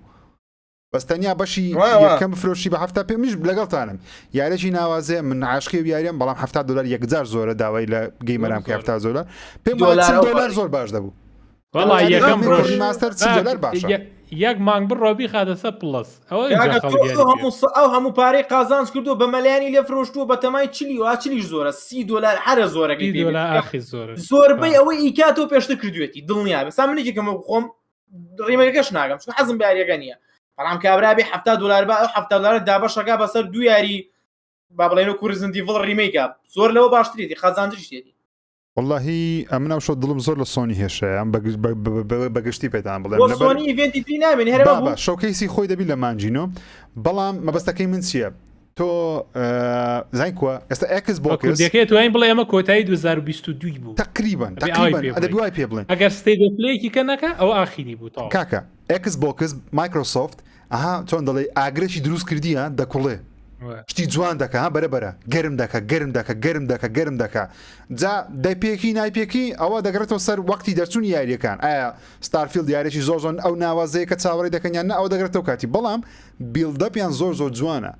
کاتی خۆی پلەیستیشنی جووا بوو ساڵی 2016 کە ترێلەر یەکەمی گادۆڤاریان بڵاو کردەوە گەرمێکیان دروست کرد گادۆڤار بڵاو بۆ تەقیەوە لاسەفەس دوو بڵاو بۆ تەقیەوە گۆسەف شیمە بڵاو بۆ تەقیەوە بەڵام لەو کاتی هەتا ئێستا چی یاریێکی دیکەی پلەیستیشنی هەیە ئەو حەماسەت مانگری جگە لە گادۆڤاری نییە جگە لە ڕاگنەڕۆکی یەک یاری دیکە پێ بڵێ ئەو حەماسەتی دروست کردی ڕاستە وۆڵڤەڕین و سپایدەرمان دوو لە بەرەمینانە بەڵام یاریان زۆر دوورن جارێ زۆری ماوە ئەکس بۆکس ئەو گەرمیەی هەیە ئێستا 2023 26 نییە باوەڕ ناکەمە دو یاری 25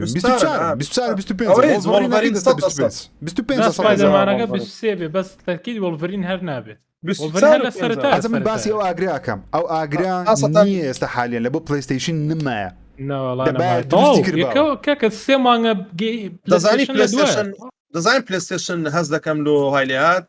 هەمان ئەو هەڵەیە دەکا کە ئەکسبۆکس کاتی خۆی دەیکرد ئێستا پلەیستیشن زۆر بە دوای ئەوەی کەتیە کاکە تەماشا ئەم لە چ لە پلەیستیشن دەخینەوە پلەیستیشن ئێستا زۆر بە دوایەوەی کەتیە هەر هاواریتی مۆڵتیپلەیەر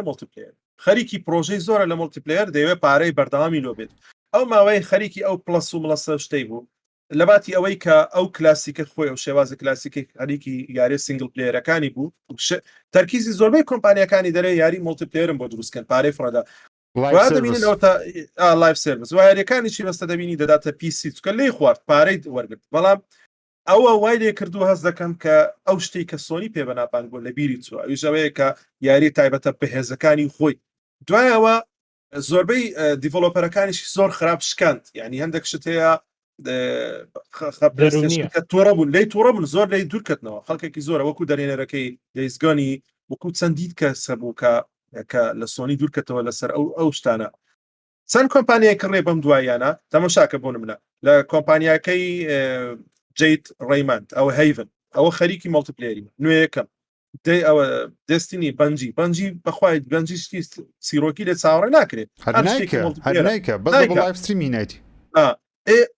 چی نازانم کۆمپانی نوێیەکانی ئەو کۆمپانیایە کۆنانەشی ئەوەتەوە بینیمان نۆتی دۆگەمە ینی دەڵێ پرۆژەم هەیە جارێ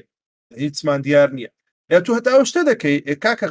ساڵ دەڕوا ئەکسبۆکس وان بە چمرد ساڵک نەیبوو دوو نەیبوو سێ نەیبوو چار نەبوو